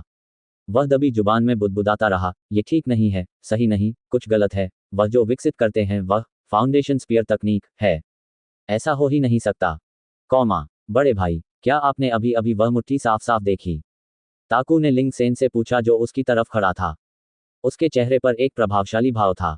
लिंग सेन ने अपनी भौहें सिकोड़ ली। मैंने स्पष्ट रूप से नहीं देखा।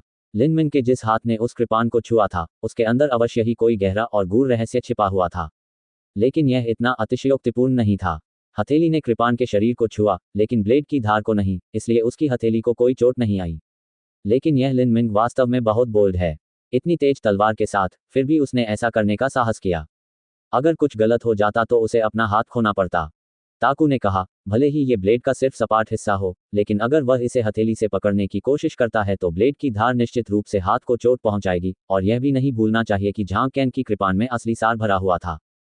ये लोहे को मिट्टी की तरह काट सकता है।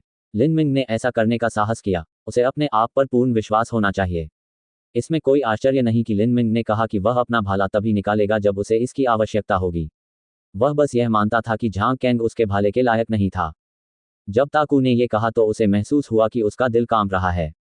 जब वह पहली बार 7 गहन मार्शल हाउस में पहुंचे थे तो केवल 1 महीने का समय था। उनके पास कोई रास्ता नहीं था जिससे वे उन शिष्यों को चुनौती दे सके जो रैंकिंग स्टोन पर 100वें स्थान पर थे। लिन मिंग की हथेली ठीक वैसी ही थी जैसा लिंग सेन ने कहा था। उसने तलवार की धार को नहीं छुआ। लिन मिंग के हमले हमेशा सटीक और सटीक होते थे। ये केवल शक्ति प्रशिक्षण के रेशम की तरह प्रवाह के समर्थन और सच्चे सार के कंपन से सुरक्षा के साथ ही संभव था कि लिन मिंग ने कृपाण को रोकने के लिए अपने हाथ का उपयोग करने का साहस किया था। अब तक झांग कैंग लिन मिंग से कई दर्जन फीट दूर जा चुका था।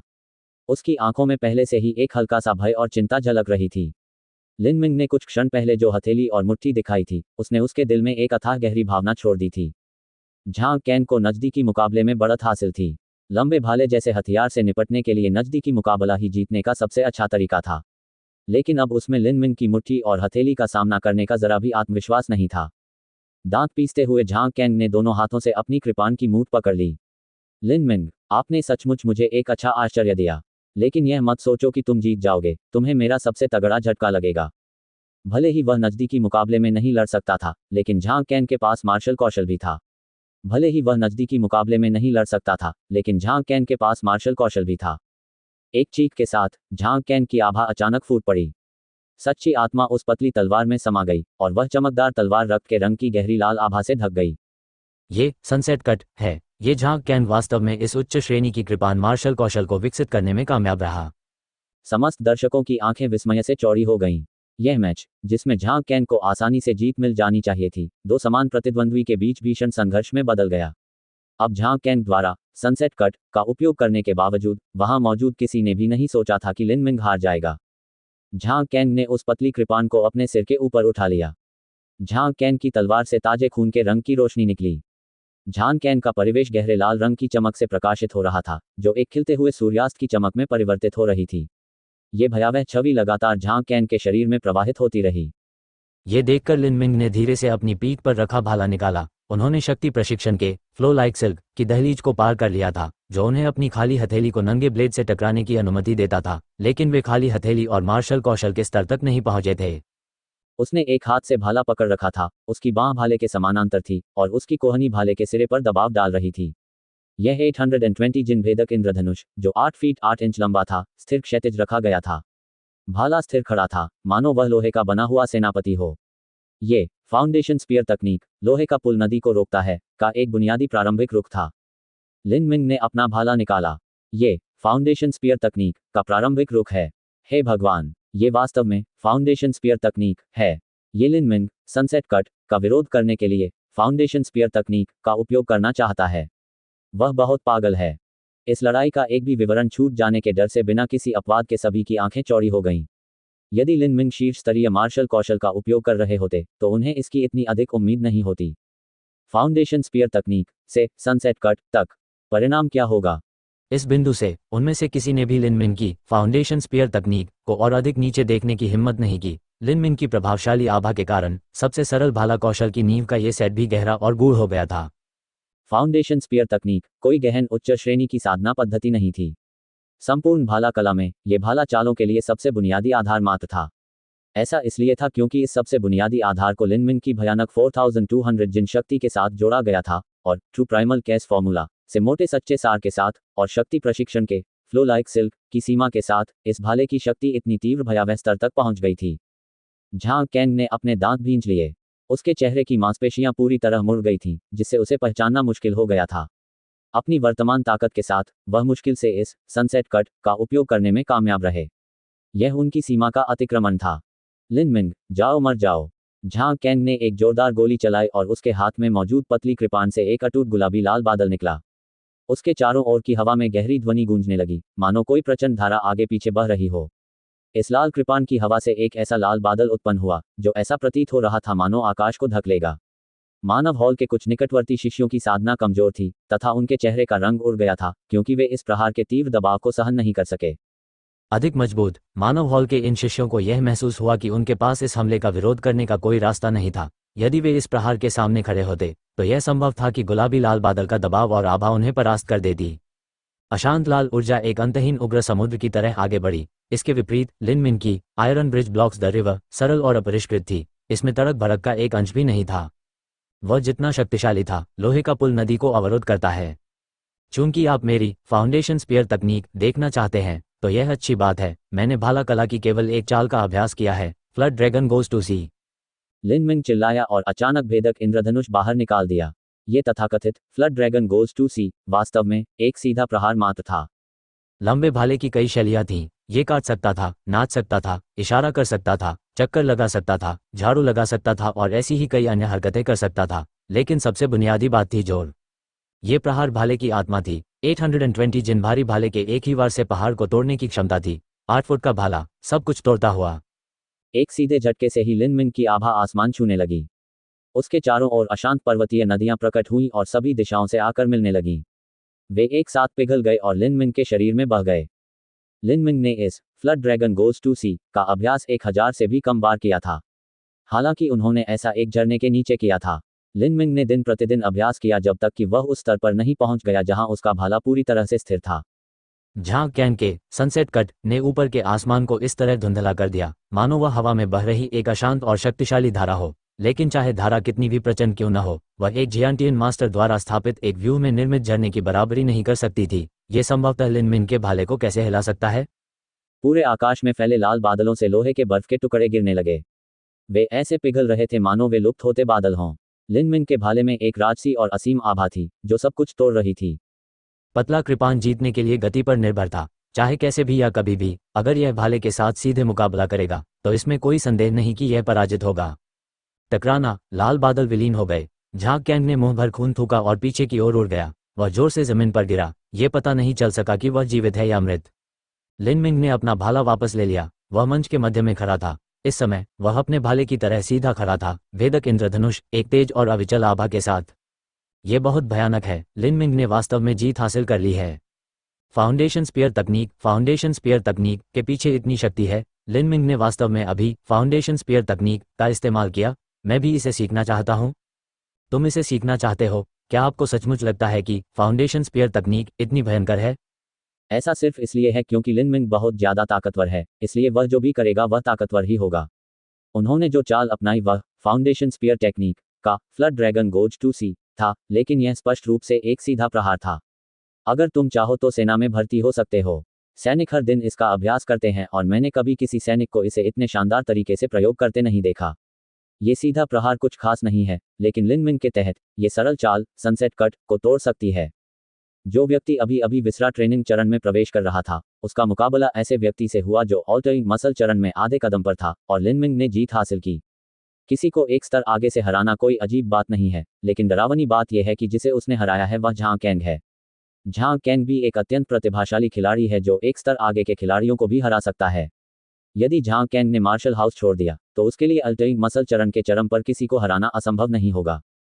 क्या आपने गौर किया है कि जब लिन मिंग मंच पर आए थे तब से लेकर जब तक उन्होंने जीत हासिल नहीं की, उन्होंने एक भी कदम नहीं बढ़ाया?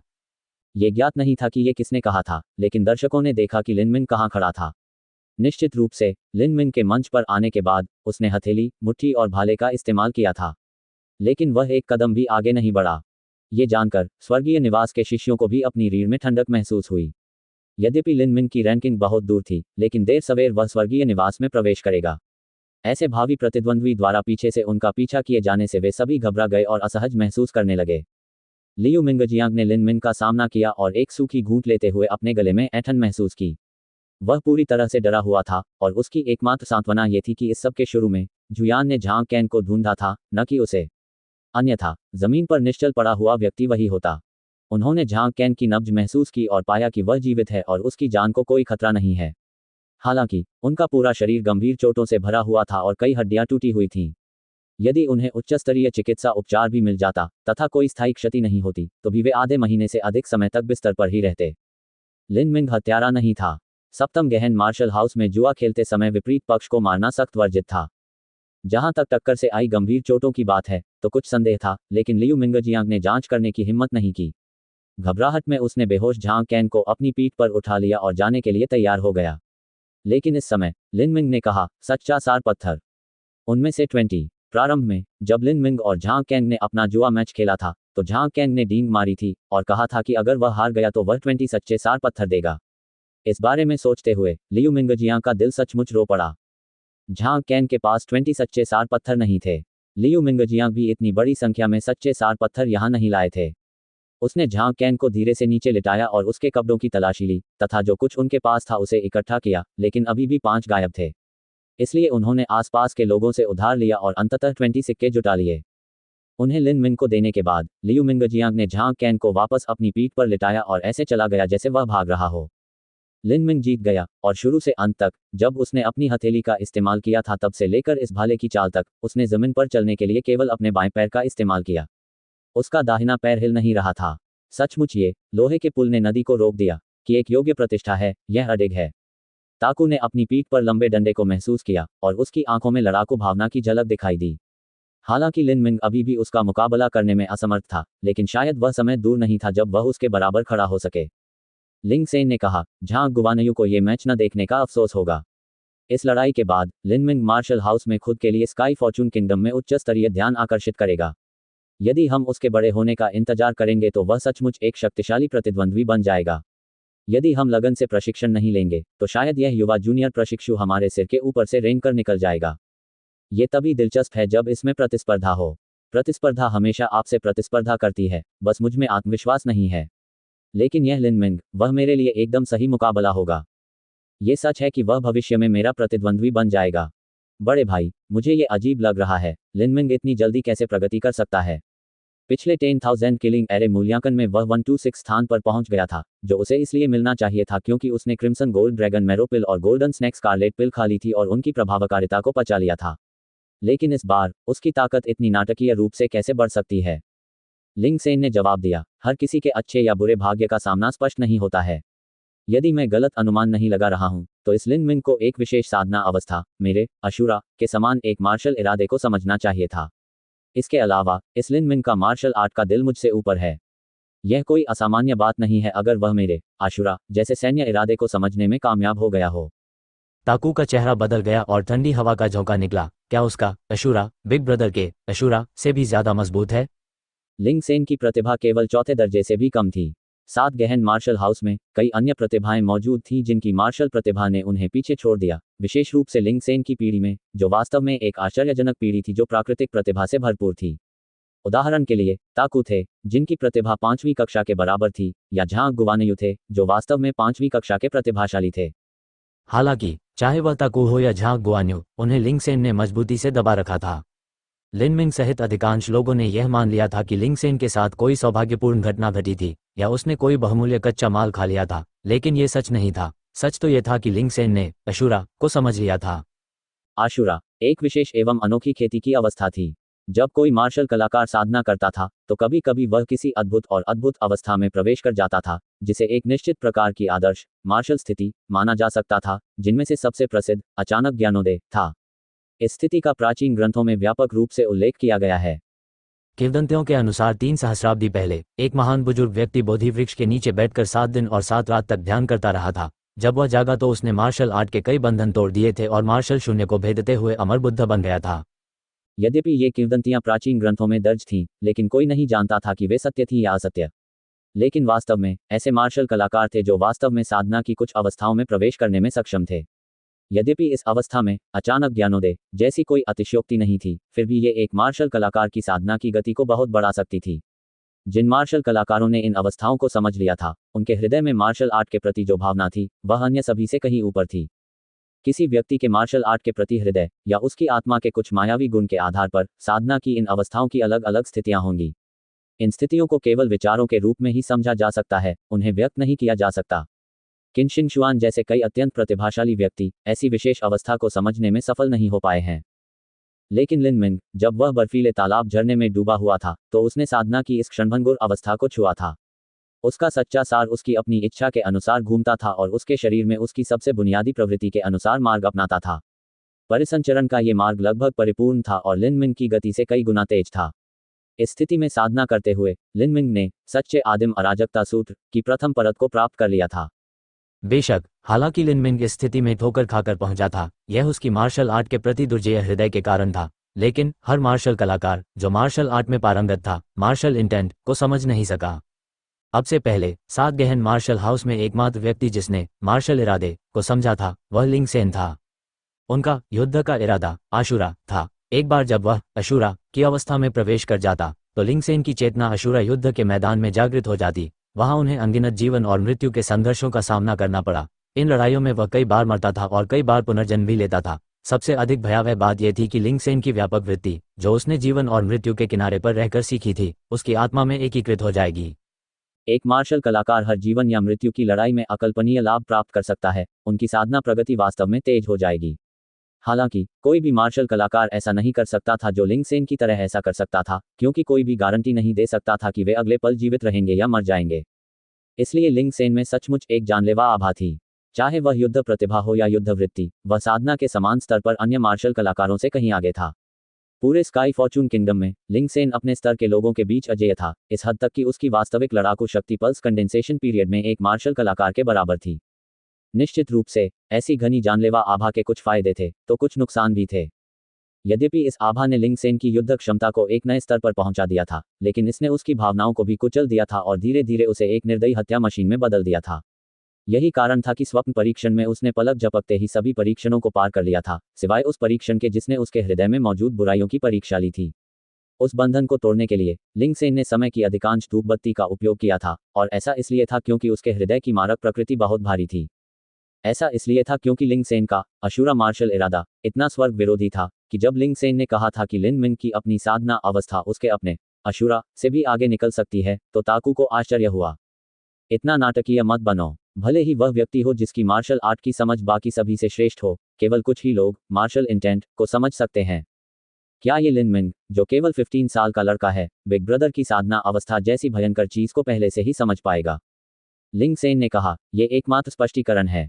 लिन मिंग का मार्शल आर्ट के प्रति दिल मुझसे कहीं अधिक मजबूत है, इसलिए मार्शल इरादे की उनकी समझ भी मुझसे अधिक मजबूत हो सकती है।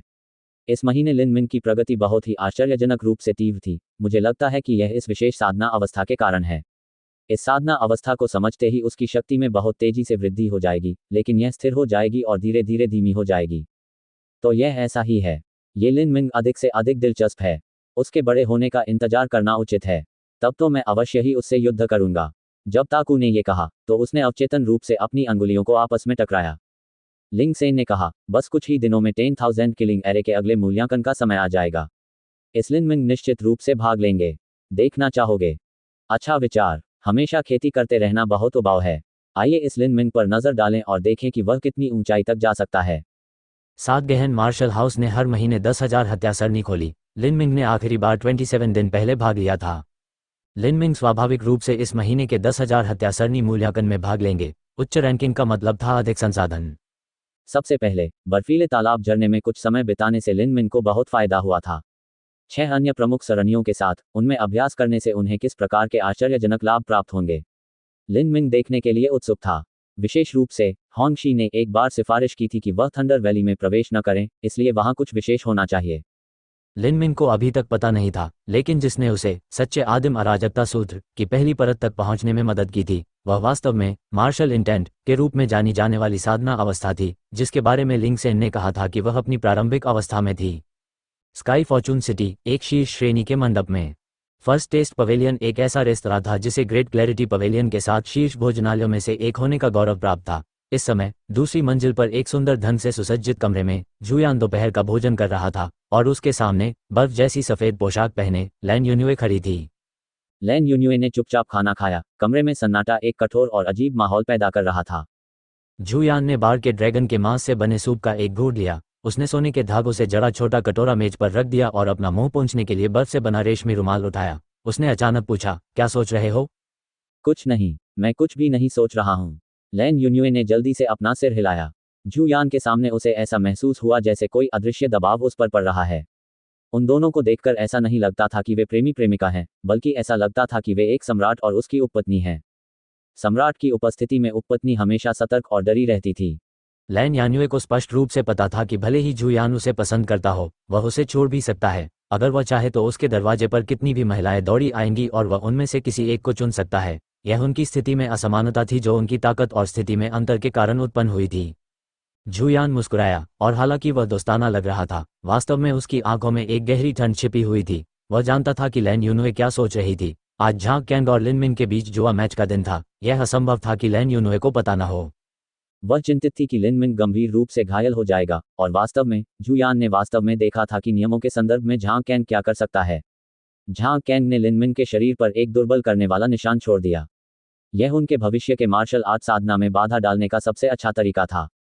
बेशक ये तो बस शुरुआत थी। वह लिन मिंग से एक एक कदम आगे बढ़कर निपटेगा।